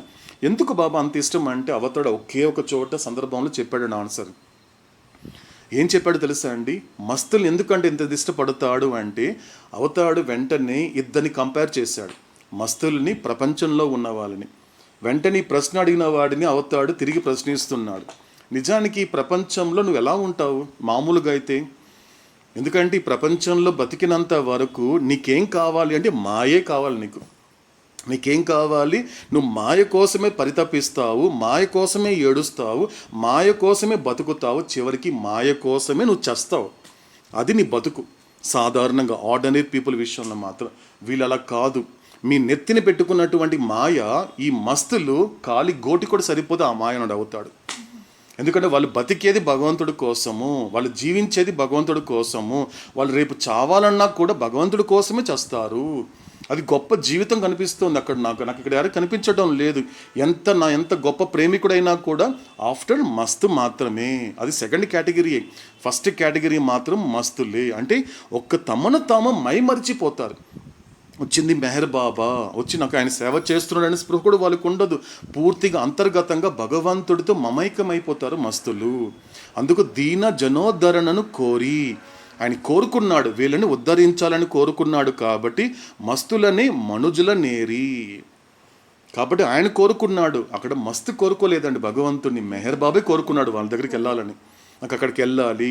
కుష్టుకుంటి రోగుల చేర్చి సేవ చేసి చూపెను దారి. వాళ్ళందరికీ ఎటువంటి దారి చూపించాడంటే ఒక దారి చూపించాడు, నడవాల్సినటువంటి దారి. ఇదంతా నీ ప్రారంధమే. కాబట్టి నువ్వు ఏ రోగం అనుభవిస్తున్నా, ఏ బాధ అనుభవిస్తున్నా కూడా భగవంతుడు గనుక నువ్వు సేవ చేయగలిగితే, ఆ సమయంలో కూడా గుర్తించగలిగితే అదే భగవంతుడు నీకు దారి చూపిస్తాడు. కాబట్టి బాధల్లో ఉన్నాను కాబట్టి నాకు దారి కనిపించలేదు అంటే అది కేవలము నీ అజ్ఞానం వల్ల మాట్లాడుతున్నావే తప్ప ఇది నా ప్రారంధమే, కాబట్టి నేను అనుభవించి తీరాలి, నేను మాత్రమే అనుభవించాలి అని గనుక ఒక అవగాహన కలిగి ఉండగలిగితే ఖచ్చితంగా అవతాడు నీకు దారి చూపిస్తాడు. కాబట్టి దారి తెన్ను కానని వారికి మెహర్ బాబా త్రోవ భగవంతుని సేవ. దారి తెన్ను నిజానికి రెండు ఒక పదమేనండి. ఎందుకంటే దారి అన్న తెన్ను అన్నప్పటికీ కూడా కనిపించదు. ఎందుకంటే దారి కనిపించడం లేదు అంటే అర్థం ఏంటండి? అజ్ఞానము. కానని వారికి అంటే నీకు దారి కనిపించడం లేదు అంటే అక్కడ దారి లేదని చెప్పడానికి లేదు, నీకు కనిపించడం లేదు. రెండున్నాయి. అజ్ఞానం ఎలా మాట్లాడుతాడు అంటే అసలు దారే లేదండి అంటున్నాడు. అది అనకూడదు. నువ్వు దారి నీకు కనిపించలే, కానీ దారి ఉంది, నీకు కనిపించలేదు. దారి లేదని చెప్పకూడదు, నీకు కనిపించలేదని చెప్పాలి తప్ప దారి లేదని చెప్పడానికి లేదు. అంటే అజ్ఞానము. అజ్ఞానం అంటే ఏంటి? పూర్తిగా అంధకారము. అంధకారంలో ఉన్న వాళ్ళకి ఏం చేస్తాడు? అందుకే గురువు అనే పదం ఏంటి, అర్థం ఏంటి? అంటే చీకటిని తొలగించేవాడు. గురువు అంటే ఎవరు? నీలో అంధకారము, అజ్ఞానంతో నువ్వు సృష్టించుకున్నటువంటి ఆ యొక్క అంధకారాన్ని దూరం చేసేవాడే గురువు. కాబట్టి అలా నీకు దారి తెన్ను కానని వారికి బాబా యొక్క మార్గంలోకి వస్తే అదే నిజమైనటువంటి సేవ. అందుకే రమణ మహర్షి గొప్ప మాట అంటాడండి, నువ్వు పర్టికులర్గా భగవంతుని సేవ చేయాలి అంటే ఎక్కడికో వెళ్ళి, పలానా చోటుకి వెళ్ళి, పలానా ఆశ్రమానికి వెళ్ళి, పలానా గుడికి వెళ్ళి, పలానా మసీదుకి వెళ్ళి, పలానా చర్చికి వెళ్ళాల్సిన అవసరం లే. నీ గురించి నువ్వు తెలుసుకున్నా కూడా భగవంతుడి సేవే అన్నాడు ఆయన. నీ గురించి అసలు నువ్వు తెలుసుకున్నా కూడా ఆయన ఎవరో నీకు తెలుస్తుంది. కాబట్టి అది కూడా ఒక సేవే. రమణ మహర్షి చేసింది అదేనండి. రమణ మహర్షి తిరువణామలలో అడుగుపెట్టినప్పటి నుండి దాదాపు 54 సంవత్సరాల వరకు ఆయన శరీరం విడిచిపెట్టేంత వరకు ఆయన ఏం చేశాడండి? ఎక్కడైనా బెంగళూరు కానీ చెన్నైకైనా వచ్చి ఆయన ఏమైనా స్టేజ్ మీద స్పీచ్లు అదరగొట్టాడండి? ఏం మాట్లాడలేదు. అలా కూర్చున్నాడు. తానెవరు తను తెలుసుకున్నాడు. ఎందుకంటే సమస్త ప్రపంచం అంతా కూడా ఎందుకు కదిలొచ్చింది? అవతార్ దగ్గరికి ఎందుకు కదిలొచ్చింది? వీళ్ళంతా ఏం చేశారు అంటే చెప్పాల్సింది చెప్పారు. నిన్ను నువ్వు ఉద్ధరించుకోగలిగితే చాలు, నిన్ను నువ్వు సరిదిద్దుకోగలిగితే చాలు. అదే నిజమైనటువంటి భగవంతుడి తోవ. కాబట్టి ఆ దారిలో ఉంటూ ఆ భగవంతుడి సేవ చేయడం అనేది ఏంటి అన్నప్పుడు నిన్ను నువ్వు తెలుసుకోవడమే భగవంతుని తెలుసుకోవడము. అందుకే మొట్టమొదటిగా గాడ్ స్పీక్స్లో కూడా అవతాడు ఏం చెప్పాడు? గాడ్ అంటే ఎవరో అనికన్నా మ్యాన్, అసలు నువ్వెవరో నీకు చెప్తానని చెప్పాడు అవతాడు మనకి టైటిల్లో. భగవంతుడు అంటే ఎవరో అని తెలియాలి అంటే నువ్వెవరో నీకు తెలియాలి. కాబట్టి అప్పుడు మాత్రమే నీకు తెలుస్తుంది. అది నిజమైనటువంటి సేవ అనేది కూడా మనకి ఈ సాహిత్యం ద్వారా ఒక గొప్ప అవతార తత్వాన్ని మనకి తెలుసుకోవచ్చండి. కాబట్టి ఇంత గొప్ప సాహిత్యంతో కూడినటువంటి గీతాన్ని మనందరికీ వినిపించినందుకు ఇందుమతి గారికి మరొకసారి జై మెహర్ బాబా. ఓకేనండి. ఇక మనం జై మెహర్ బాబా చెప్పండి. వాళ్ళ రమణ మహర్షి వాళ్ళ అన్నయ్య కూడా అక్కడ కొండల్లో తిరిగి వచ్చేవాళ్ళు, చెప్పులు ముళ్ళు అన్ని తీసేవారు అనేసి ఒకసారి చెప్పినట్టు. అన్నయ్య కదత్త, తమ్ముడత్త. వాళ్ళకి వచ్చిన వాళ్ళ చెప్పులంతా కూడా శుభ్రం చేసి ఇచ్చేవారు అనేసి, దారిలో తెచ్చుకున్న ముళ్ళు అన్ని కూడా తీసేవారు. అవును, అది కూడా ఎస్. ఎందుకంటే వాళ్ళకి 4 సంతానము. వాళ్ళ మొదటి వ్యక్తి పేరు నాగస్వామి, రెండో వ్యక్తి వెంకటరామన్ రమణ మహర్షి, మూడో వ్యక్తి నాగసుందరము, నాలుగోది అలిమేలు అనేటువంటి 4 సంతానము. మొదటి ఆయన చాలా ఎర్లీగానే బాడీ డ్రాప్ చేస్తారు. అప్పటికి వచ్చిన తర్వాత బాడీ డ్రాప్ చేస్తారు. కానీ తమ్ముడు అంటే రమణ మహర్షి తమ్ముడైనటువంటి నాగసుందరం అనే వ్యక్తి యాక్చువల్గా అక్కడ మళ్ళీ ఇక్కడికి వచ్చి సన్యాసం తీసుకొని ఆయన నిజానికి ఫస్ట్ రమణాశ్రమంలో ఆయన ఫస్ట్ ప్రెసిడెంట్, అధ్యక్షుడు ఆయన ఫస్ట్. అది స్టార్ట్ చేశారు ఆయన. అప్పటికి వాళ్ళిద్దరూ తల్లి కొడుకులు ఇద్దరు వచ్చేసారు భగవాన్ దగ్గరికి. వచ్చినప్పటి నుండి ఆడే ఉండిపోయారు యాక్చువల్గా. కాబట్టి ఆయన తమ్ముడు, యాక్చువల్గా అన్న కాదు తమ్ముడు. తమ్ముడు. జై మేర్ బాబా. ఓకేనండి. సో మనకి అవతార పురుషుడైనటువంటి మెహర్ బాబా భగవంతుడిగా మాట్లాడుతూ అందిస్తున్నటువంటి గాడ్ స్పీక్స్ని ఎరుకతో నిత్యంగా నిరంతరాయంగా కొనసాగించేటువంటి మహద్భాగ్యాన్ని ప్రాప్తింపచేసిన అవతారుడికి మరొకసారి కృతజ్ఞతతో కూడినటువంటి థ్యాంక్స్ చెప్పుకుంటూ సో కంటిన్యూ చేస్తున్నాడండి. అవతాడు ఏం చెప్తున్నాడంటే, ఇంతవరకు మనకి గాడ్ స్పీక్స్ని మనకి 3 మజిలీలుగా డివైడ్ చేశాడు అవుతాడు. 3 మజిలీలు అంటే ఏంటి అన్నప్పుడు, మొదటి భాగం నుండి 5వ భాగం వరకు ఒక మజిలీ, 6వ భాగం నుండి 10వ భాగం వరకు 2వ మజిలీ, అండ్ చివరికి వచ్చేసరికి సప్లిమెంట్. ఒక బ్రీఫ్గా చెప్పుకుంటూ వెళ్తాడు, కొన్ని విషయాలు అవుతాడు. కాబట్టి మొదటి మజిలీకి వచ్చేసరికి ఏం చెప్పాడు అవుతాడు పూర్తిగా అంటే ప్రయాణం, కథల గురించి చెప్పాడు. ఏంట కథ అన్నప్పుడు పూర్తిగా ఎందుకంటే చేసిన ప్రయాణం గురించి చెప్పాడు, గడిచిపోయిన కథ గురించి చెప్పాడు, జరుగుతున్న కథ గురించి చెప్పాడు, జరగబోయే కథ గురించి చెప్పాడు అవుతాడు.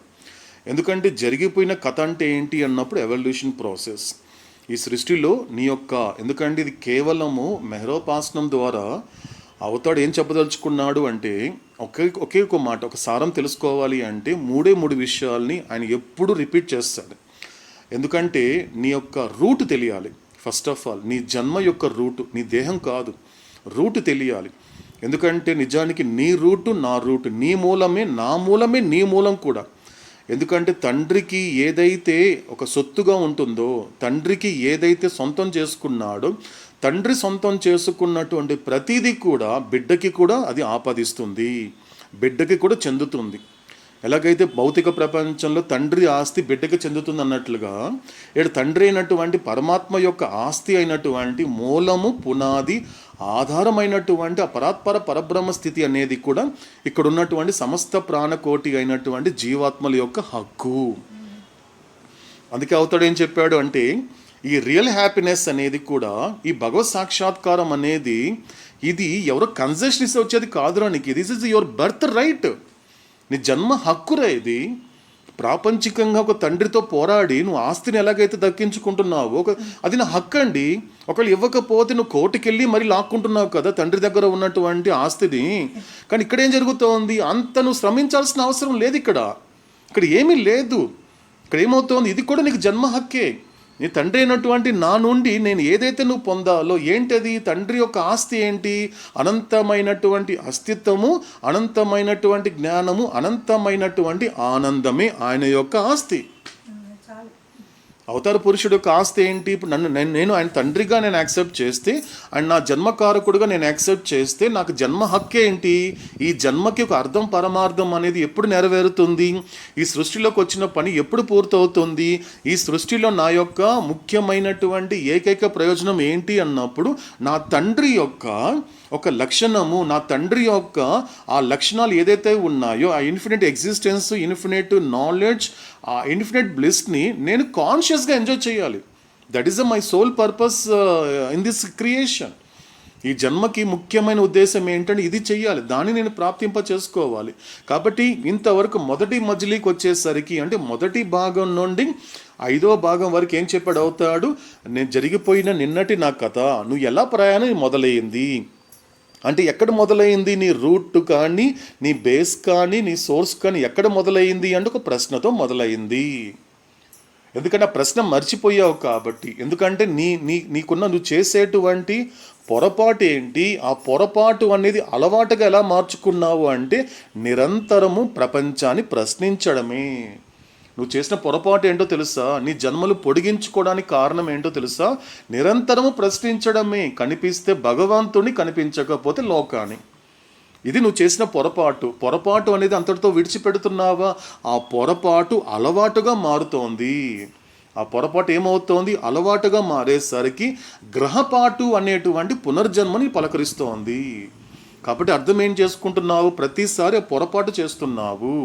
కాబట్టి ఇక్కడ అవతాడు ఏం చెప్తున్నాడు అంటే, సో నువ్వు ఏ ఏ ఏ ప్రయోజనం కోసం అయితే ఈ లోకానికి వచ్చావో మొదట నువ్వు చేసిన ప్రయాణాన్ని గురించి చెప్పాలి, నువ్వు చేస్తున్న ప్రయాణం గురించి చెప్పాలి, నువ్వు చేయబోయే ప్రయాణం గురించి చెప్పాలి.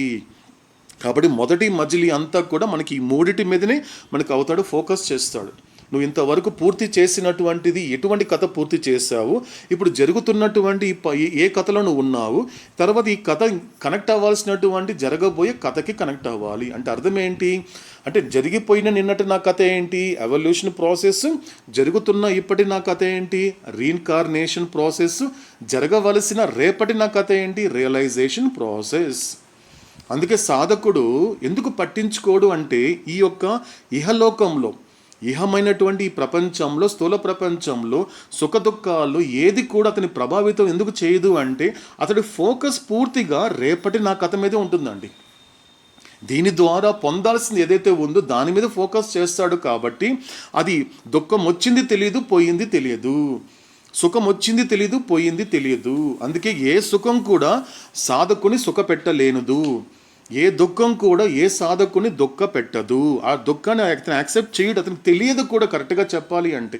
ఎందుకంటే అతని ఏకాగ్రత పూర్తిగా జరగవలసిన రేపటి నా కథ మీద ఉంటుంది. కాబట్టి ఓహో, ఈ శరీరం అనేది ఇది అనుభవిస్తుందే తప్ప నేను అనుభవించడం లేదంటాడు సాధకుడు. కాబట్టి మొదటి మజిలీ అంతా కూడా మనకి అవతాడు ఈ మూడిటి గురించే చాలా గొప్పగా, చాలా లోతుల్లోకి ఎప్పటికప్పుడు మనము రిపీట్ చేసుకోవాల్సిన విషయాలు ఎక్కువగా చెప్పాడు అవుతాడు. ఎందుకంటే అవతాడు చెప్పిన మాట ఏంటి, ఈ ప్రయాణాన్ని మెహరోపాసనాన్ని ఎలా కొనసాగించమన్నాడండి అవుతాడు. మనకి క్యూబ్ చెప్పాడండి, 3 విషయాలు చెప్పాడు, 3 మాటల్లో. ఎలా ఏంటండి ఆ మాటలు?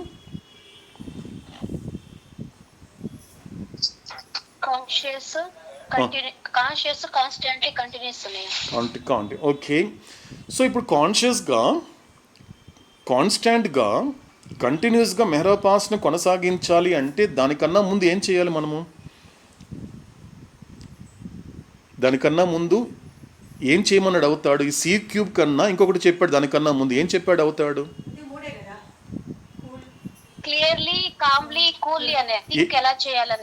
ఎస్, ఎలా ఆలోచించాలో చెప్పాడు అవుతాడు.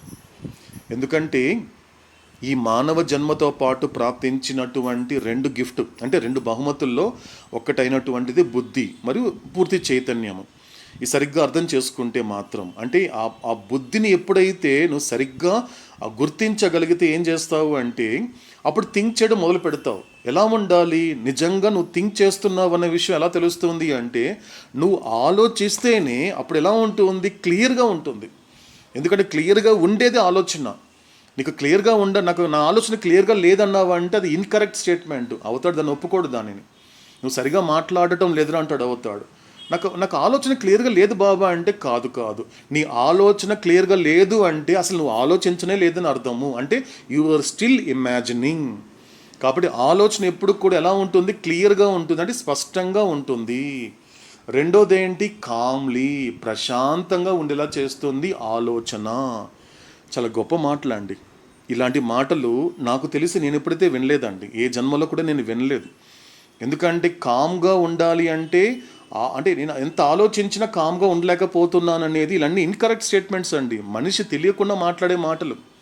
కానీ నిజానికి తెలియాలి, కామ్గా ఉండాలి అంటే నువ్వు గనుక ఆ బుద్ధిని గుర్తించి నువ్వు సహవాసం వల్ల, మెహరోపాసనం వల్ల డిస్క్రిమినేషన్ గనుక నువ్వు సంపాదించగలిగితే అప్పుడు వివేకవంతమైన బుద్ధితో ఆలోచిస్తే ఫస్ట్ క్లియర్గా ఉంటుంది నీ ఆలోచన. కాబట్టి క్లియర్గా ఉంటుంది. రెండోది ఏంటి, కామ్లీ, ప్రశాంతంగా ఉంటావు. చివరికి వచ్చేసరికి కూల్లీ. కాబట్టి ఫస్ట్ ఏంటి, క్లియర్గా థింక్ చేయగలుగుతావు. థింక్ చేసావంటే ప్రతిదీ క్లియర్గా ఉంటుంది. రెండోది ఏంటి, కామ్గా ఉంటుంది. మూడోది ఏంటి, కూల్లీ. ఇది జరిగితే తప్ప ఆ తర్వాత వచ్చే సి క్యూబ్కి నువ్వు వెళ్ళలేవు. ఏంటది అంటే కాన్షియస్లీ అంటే అర్థం ఏంటి, నువ్వు ఆలోచించే ప్రతి ఆలోచన నీకు ఎరుకలో ఉండాలి, నీకు తెలియాలి. నాకు ఎందుకు వచ్చిందో తెలియటం లేదండి ఆలోచన అని చెబుతున్నావంటే ఇప్పటికీ నువ్వు కాన్షియస్గా లేవని అర్థము. కాబట్టి నీకు కాన్షియస్గా ఉండాలి అంటే నీ ప్రతి ఒక్క ఆలోచన, ప్రతి మాట, నువ్వు చేసే ప్రతి పని కూడా నీకు తెలియాలి. అది ఎరుకతో ఉండడము. రెండోది ఏంటి, కాన్స్టాంట్లీ అంటే అర్థం ఏంటి, నిత్యంగా ఉండాలి.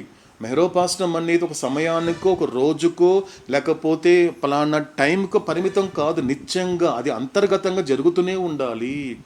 ఎంతలా జరుగుతూ ఉండాలి అంటే నువ్వు తీసుకునే శ్వాస, నువ్వు జాగృత అవస్థలో ఉన్నంత వరకు నీకు కాన్షియస్ ఉండదు. నువ్వు ఊపిరి తీసుకుంటున్న విషయం నీకు తెలియదు, ఊపిరి విడుచున్న విషయం కూడా నీకు తెలియదు. అది చాలా వరకు న్యాచురల్గా జరిగిపోతుంది. అంత న్యాచురల్గా ఉండాలి నువ్వు చేసే కాన్స్టాంట్ జర్నీ అని అడుగుతాడు. ఇకపోతే కొనసాగించడం అతి ముఖ్యమైనది. కంటిన్యూ చేయాలి. ఎందుకంటే ఆధ్యాత్మిక మార్గంలో నువ్వు ప్రపంచాన్ని కంటిన్యూ చేసినంత ఈజీ కాదు ఆధ్యాత్మికంగా కొనసాగించడం, అంత తేలిక కాదు. ఎందుకంటే సంస్కారాలు దానికి సహకరించదు. ప్రపంచంలో ప్రాపంచికమైన కొన్ని విషయాల్ని కొనసాగించడానికి ఇష్టం చూపిస్తుందే తప్ప, ఈ ప్రపంచంలో ఉన్న వాళ్ళతో అటాచ్మెంట్కి నీకు సహకరిస్తుందే తప్ప, వాళ్ళతో డిటాచ్ అవ్వడానికి, ఈ యొక్క ఆధ్యాత్మిక మార్గాన్ని కొనసాగించడానికి మాత్రము ఏ సంస్కారాలు, ఏ స్థూల సంస్కారాలు నీకు సహకరించదు అని చెప్పాడు అవుతాడు. కాబట్టి కంటిన్యూ చేయాలి. ఎందుకు కంటిన్యూ చేయమంటున్నాడంటే అవుతాడు, నువ్వు గమ్యానికి చేరాలి అంటే నువ్వు మార్గం ప్రారంభిస్తే సరిపోదు. ప్రారంభించిన తర్వాత గమ్యానికి దగ్గరవ్వాలా లేదా అనేది కూడా నువ్వు ప్రారంభించిన దాన్ని బట్టి కాదు, ప్రారంభించినటువంటి ప్రయాణాన్ని నువ్వు ఎలా కొనసాగిస్తున్నావో దాన్ని బట్టి చెప్పచ్చు నువ్వు గమ్యానికి దూరంగా ఉన్నావో దగ్గరగా ఉన్నావా. అందుకే కంటిన్యూస్ అంటున్నాడు అవుతాడు. కాబట్టి కాన్షియస్లీ, కాన్స్టాంట్లీ, కంటిన్యూస్లీ ఇదంతా చెప్పాడు మనకి అవుతాడు ఎక్కడ మొదటి మజిలీలో. ఇకపోతే రెండో మజిలీకి వచ్చేసరికి మాత్రము మొదలు పెట్టాడండి నెమ్మదిగా కాస్త డీపర్ రియాలిటీ అని చెప్పాడు కదండి అవుతాడు. అస్సలైన డీపర్ రియాలిటీ ఈ యొక్క రెండో మజిలీ నుంచి మొదలైంది. ఎక్కడి నుంచి 6వ భాగం నుంచి మెల్లగా మొదలుపెట్టి అవుతాడు ఏం చేస్తాడు, నెమ్మదిగా ఈ 8వ భాగానికి వచ్చేసరికి తన గురించి, మన గురించి మాట్లాడుతున్నాడు. అంటే మనందరి యొక్క మూలము, పునాది, ఆధారమైనటువంటి ఆ ఒరిజినల్ స్టేట్ గురించి మాట్లాడుతున్నాడు. అంటే ప్రతి ఒక్కరు కేర్ ఆఫ్ అడ్రస్ అంటారు కదండి. ఏంటి నా కేర్ ఆఫ్ అడ్రస్ అంటే పుట్టిన ఊరు గురించి చెప్తాడు.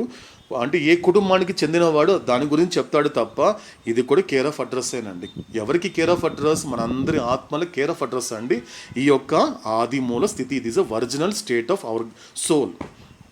నాట్ ఓన్లీ గాడ్ అండి, ఇదంతా కేవలం భగవంతుడి యొక్క ఆది మూల స్థితి మాత్రమే కాదండి. మనందరి యొక్క ఆత్మల యొక్క కేర్ ఆఫ్ అడ్రస్ ఏంటి అన్నప్పుడు అవుతాడు ఇప్పుడు చెబుతున్నటువంటి ఆ యొక్క the beyond state of God, ఆ పరాత్పర పరబ్రహ్మ స్థితియే నా యొక్క కేర్ ఆఫ్ అడ్రస్. నాదంటే నా ఆత్మ యొక్క కేర్ ఆఫ్ అడ్రస్. ఇది చెప్తూ ఏం చెప్పాడు అవుతాడు, మనకి ఎలా స్టార్ట్ చేశాడు అంటే ఒక్కొక్క దాని గురించి. ఎందుకంటే ఇందులోనే చాలా సుదీర్ఘమైనటువంటిది. ఎందుకంటే నిజంగా ఈ భాగంలోనే ఇది సుదీర్ఘమైనదండి. ఎంత సుదీర్ఘమైంది అంటే దాదాపు ఒక 84 పేజీల విషయాలు చెప్తాడు అవుతాడు.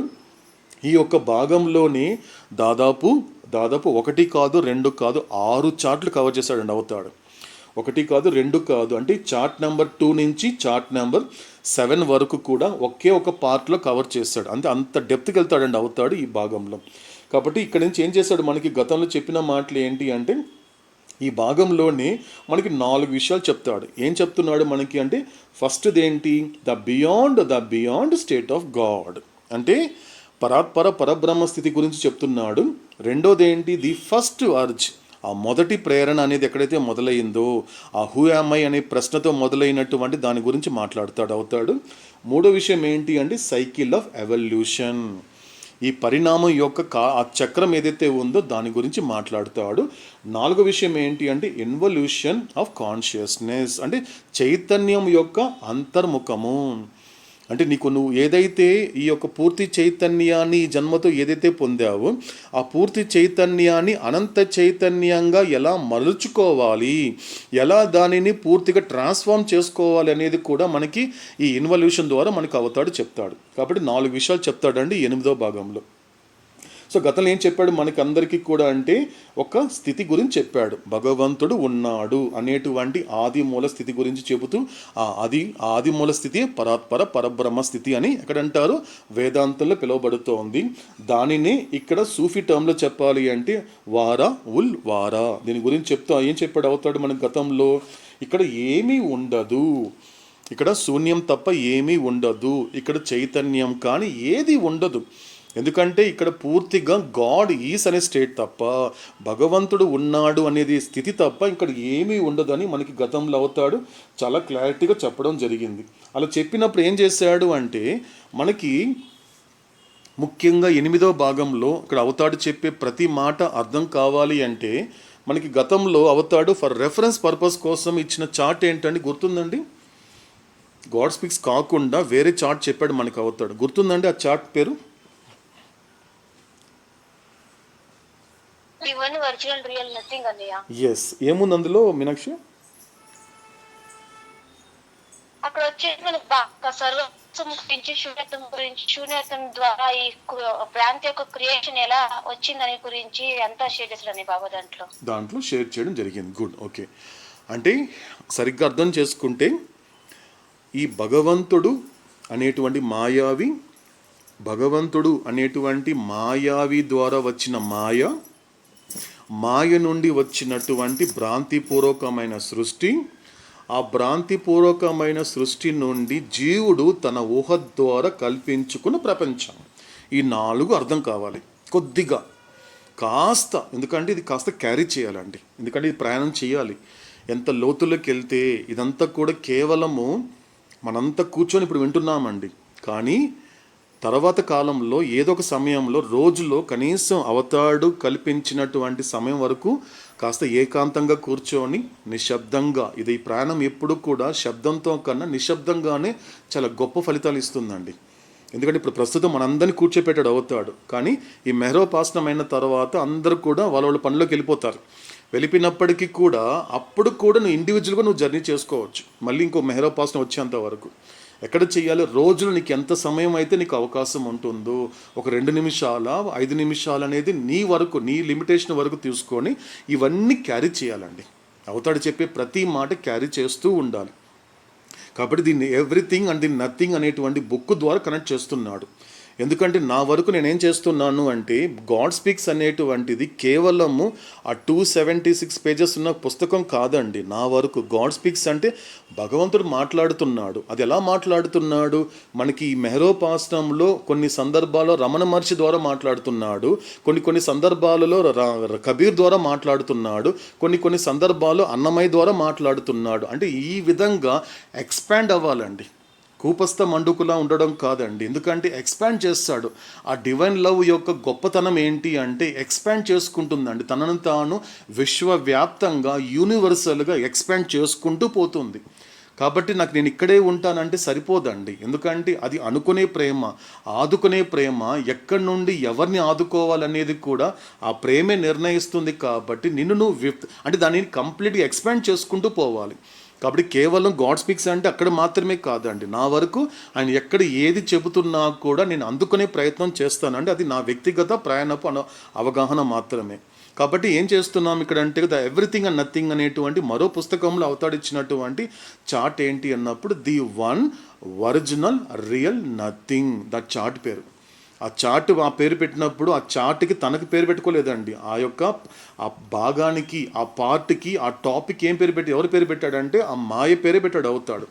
అంటే ఇక్కడ నాలుగు విషయాలు తెలియాలి. ఏంటి? మొదటిది కూడా ద ఒరిజినల్ రియల్ ఎవ్రీథింగ్ అనే భగవంతుడు ఏం చేశాడు?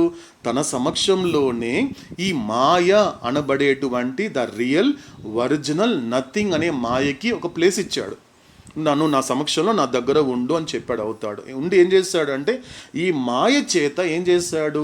ఈ సృష్టి అనబడేటువంటి ఈ భ్రాంతిమయ సృష్టిని సృష్టించాడు.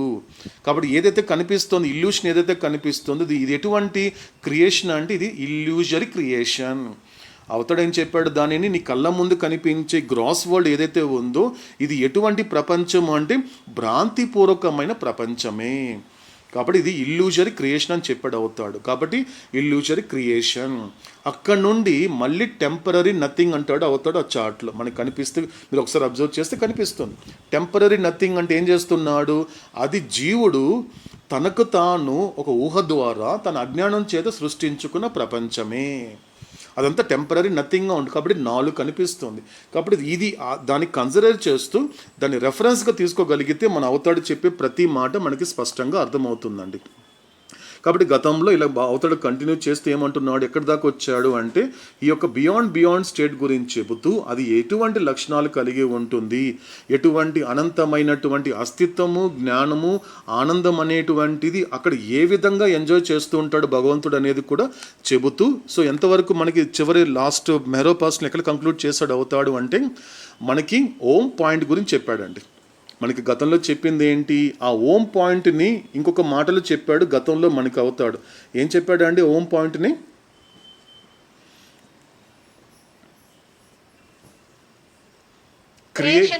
క్రియేషన్ పాయింట్ అంటే ఈ క్రియేషన్, ఈ సృష్టి అనేది ఎలాగైతే ఉద్భవించిందో, క్రియేషన్ అనేది కూడా ఒక అస్తిత్వం కలిగి ఉన్నదో, ఎలా స్టార్ట్ అయింది అనేది కూడా ఆ పాయింట్ గురించి చెప్తున్నాడు అవుతాడు.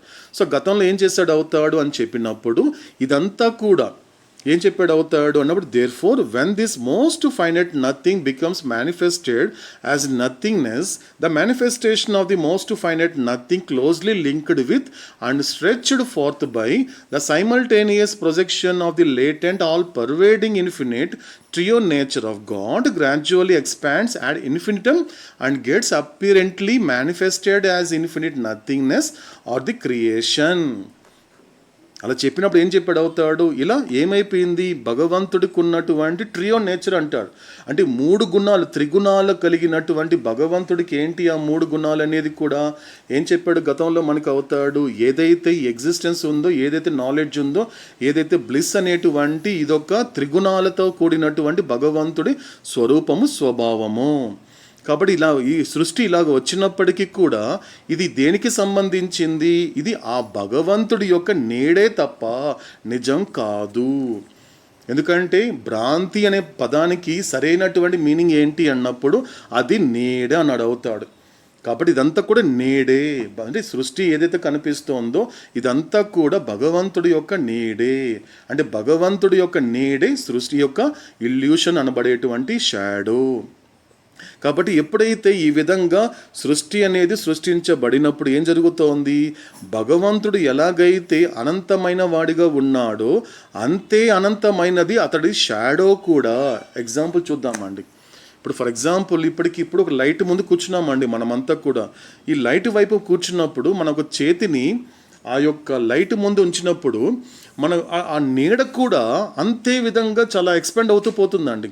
ఈ చెయ్యి అనేటువంటిది మీరు ఎక్స్పాండ్ చేసుకుంటూ పోయారనుకోండి, అంటే ఈ చెయ్యి అనేది ఎంత అనంతమైనదో, అనంతమైనటువంటి చేతి నుండి బయటకు వచ్చినటువంటి నీడ కూడా అంత అనంతమైనది అంటున్నాడు అవుతాడు. కాబట్టి ఇది అంత తేలికైన విషయం కాదు. అందుకే అవుతాడు ఏం చెప్పాడు, మాయకి ఇల్యూషన్కి ఉన్న డిఫరెన్స్ తెలుసుకోమని చెప్పాడు అవుతాడు. 2 ఒకటి కాదు. అందుకే ఇక్కడ ఫుట్ నోట్స్ ఏం చెప్తున్నాడంటే అవుతాడు ఇక్కడ, the whole creation has come out of the nothing. ఈ సమస్త ప్రపంచము, ఈ సమస్త సృష్టిని ఎక్కడి నుండి వచ్చింది అంటే శూన్యం నుండే వచ్చింది. గుర్తుపెట్టుకోవాలి. ఎందుకు ఇల్యూజరీ అని ఈ క్రియేషన్ ఎందుకు అంటున్నాడు అంటే అవుతాడు, ఎక్కడి నుండి వచ్చింది అంటే ఇది ఎవ్రీథింగ్ నుండి రాలేదు, నథింగ్ నుండే వచ్చింది. అందుకే నీకు ఇల్యూషన్ ఏం చేస్తుందో తెలుసా, ఇల్యూషన్ ఏం చేస్తుందంటే ఈ క్రియేషన్లో నిన్ను ఎవ్రీథింగ్ కోసం పాటుపడేలా చేస్తుంది. నిజానికి ఇది ఎక్కడి నుంచి వచ్చింది, నథింగ్ నుంచి వచ్చినప్పుడు ఎవ్రీథింగ్ ఎలా ఉంటుందండి. కానీ ఇల్యూషన్ ఏం చేస్తుంది, సంస్కారాలు ఏం చేస్తుంది అంటే ఈ శూన్యమైనటువంటి ఈ ప్రపంచంలో, శూన్యమైనటువంటి ఈ యొక్క విశ్వంలో నిన్ను ఆ సర్వస్వాన్ని వెతికేలా ప్రయత్నం చేస్తుంది. ఇది సర్వస్వమే, ఇది నథింగ్ కాదు, ఇదే సర్వస్వము, దిస్ ఇస్ ఎవ్రీథింగ్ అనేలా నిన్ను నమ్మిస్తుంది ఈ సంస్కారాలు కావచ్చు, భ్రాంతి కావచ్చు. Out of the nothing 2 things have emerged అని అవుతాడు. ఆ యొక్క నథింగ్ నుండి బయట వచ్చినప్పుడు 2 విషయాలు జరిగాయి. ఏంటది, మొదటిది ఎవల్యూషన్, రెండోది production. So out of the nothing 7 stages of gas came in to being. The 7th evolved state is hydrogen. Out of this 7th gaseous state, evolution and production came into existence like a being అని చెప్పాడు అవుతాడు. ఇక్కడ ఏం చెప్తున్నాడు మనకి అవుతాడు, కానీ ఇక్కడ మొదట్లో మనకి ఏం చేశాడు అవుతాడు, గ్యాస్ గురించి, హైడ్రోజన్ గురించి చెప్పకుండా డైరెక్ట్గా ఒక స్టోన్తో మొదలుపెట్టాడు. మన జర్నీ ఒకసారి చూస్తే సెకండ్ పార్ట్కి వస్తే మనకి అవుతాడు ఏం చెప్పాడు, ఈ హైడ్రోజన్ గురించి ఎక్కువ చెప్పలేదు మనకి అర్థం కావడం కోసం, కానీ ముందుకు వెళ్ళే కొద్దీ చెప్తాడండి. నిజమైనటువంటి నీ యొక్క ఎలా మొదలైంది, ఈ క్రియేషన్లోకి నువ్వు ఎలా మొదలైంది నీ ప్రయాణం అనేది మనకి ముందు ముందు వెళ్ళే కొద్దీ చెప్తాడు. నిజానికి గ్యాస్ గాను హైడ్రోజన్ గాను ఎలాగైతే వచ్చిందో చెప్పాడు. కాబట్టి ఈ విధంగా ఫస్ట్ ఏమొచ్చింది, ఇవన్నీ కూడా ఈ ఒక పరిణామం కావచ్చు, ప్రొడక్షన్ కావచ్చు, ఇవన్నీ జరుగుతున్నప్పుడు creation can be reconciled with evolution because all is in 7 stages. Creation అనేటువంటిది ఎక్కడ చూసినా కూడా మనకి ఒక 7 రకాల దశలు కనబడతాయండి. 7 స్టేజెస్ అని చెప్తున్నాడు అవుతాడు. మనకి గతంలో కూడా చెప్పాడండి. ఏంటి ఆ 7 అంటే 7 stages of production, 7 stages of evolution, 7 stages of involution. So it is said God created the universe in 7 days. ప్రతి దానికి కూడా ఈ పరిణామానికి సంబంధించినంత వరకు 7 దశలు, ఈ యొక్క అంతర్ముఖానికి సంబంధించినంత వరకు 7 దశలు ఉన్నటువంటిది ఇది. అందుకే భగవంతుడు ఈ విశ్వాన్ని 7 రోజులు సృష్టించారని చెప్పబడింది అని అడుగుతాడు. కాబట్టి from the nothing most finite shadow and infinite shadow emerged simultaneously. కాబట్టి ఇక్కడ ఏంటి, మోస్ట్ ఫైనైట్ షాడో అంటే ఏంటి, ఇల్యూషను. ఇన్ఫినిట్ షాడో అంటే ఏంటి, మాయా. ఇది గుర్తుపెట్టుకోవాలండి, 2 ఉన్నాయి. 2 గొప్ప విషయాలు చెప్తున్నాడు అవుతాడు ఇక్కడ ఈ ఫుట్ నోట్స్లో. ఒక్కసారి అబ్జర్వ్ చేస్తే ఏమంటున్నాడు అవుతాడు, ఆ శూన్యం నుండి ఏది ఒకేసారి బయటకు వచ్చింది అంటే మోస్ట్ ఫైనైట్ షాడో. ఏంటది, అదే భ్రాంతి. కానీ ఇన్ఫినిట్ షాడో ఏంటి, అది మాయా. ఎందుకంటే ఏం చెప్పాడు అవుతాడు, అబద్ధం అనేటువంటిది భ్రాంతి అబద్ధం, కానీ మాయ అబద్ధం కాదు. అందుకే అవుతాడు ఒరిజినల్ అనే పదాన్ని తనకు ఎలాగైతే ఆపాదించుకున్నాడో మాయకు కూడా ఆపాదింపచేశాడండి. ఎలాగే తనకు తాను ఒరిజినల్ రియల్ ఎవ్రీథింగ్ అని చెప్పినటువంటి మెహర్ బాబా మాయకు వచ్చేసరికి మాత్రం ఏం చెప్పాడు, ఒరిజినల్ రియల్ నథింగ్ అన్నాడు అవుతాడండి. అది కూడా ఒరిజినల్ అంటున్నాడు అవుతాడు. అంటే నిజానికి మాయ అనేటువంటిది ఏంటి, అది ఇన్ఫినిట్ షాడో, కానీ భ్రాంతి అనేది మాత్రము ఫైనైట్ షాడో అన్నాడు అవుతాడు. కానీ ఇక్కడ చెప్పినటువంటి 7 స్టేజెస్ అనేది ఒక్కసారి మనం కాస్త స్మరించుకుంటే ఏంటండి, ఫస్ట్ మనకి ఈ 7 స్టేజెస్ ఆఫ్ ఎవల్యూషన్ అంటే మనకి గతంలో చెప్పాడండి అవుతాడు. ఆ ప్రొడక్షన్ అనేది ఏంటో మనం చూద్దామండి. ఆ ప్రొడక్షన్ గురించి మనకి ముందు వస్తుంది కాబట్టి ప్రస్తుతానికి ఈ 2 గురించి తెలుసుకునే ప్రయత్నం చేద్దాం. ఈ 7 స్టేజెస్ ఆఫ్ ఎవల్యూషన్ అంటే ఏంటి, 7 స్టేజెస్ ఆఫ్ ఇన్వల్యూషన్ అంటే అర్థం ఏంటండి, ఏం చెప్పాడు గతంలో మనకు అవుతాడు. పరిణామ ప్రక్రియలో ఈ 7 దశలు అనేది ఎక్కడ వస్తుందండి, రాయి నుండి మానవుడి వరకు. రాయి నుండి మానవుడి వరకు అండి. ఓకేనండి, ఎలా అండి నర్మద గారు? మొట్టమొదట రాయిగా, తర్వాత చెట్లుగా అంటే సస్యాలు, తర్వాత క్రిములు, తర్వాత జలచరాలు, తర్వాత పక్షులు, తర్వాత జంతువులు, తర్వాత మానవులు వస్తారు. ఇలా మనకి 7 స్టేజెస్ అని చెప్పాడు అవుతాడు. అంటే ఇటు 7 స్టేజెస్ అంటే ఏం చెప్పాడు అవుతాడు అంటే stone to metal. First stage ఏంటి, stone to metal. Second stage ఏంటి, metal to vegetable. Third stage ఏంటి, vegetable to worms reptiles. Fourth stage ఏంటి, వార్మ్స్ రెప్టైల్ నుండి ఫిష్. ఆ తర్వాత 5th స్టేజ్ ఏంటి అన్నప్పుడు fish to birds. 6th stage ఏంటి, బర్డ్స్ నుంచి యానిమల్స్. 7th స్టేజ్కి వచ్చేసరికి యానిమల్ టు హ్యూమన్ బీయింగ్.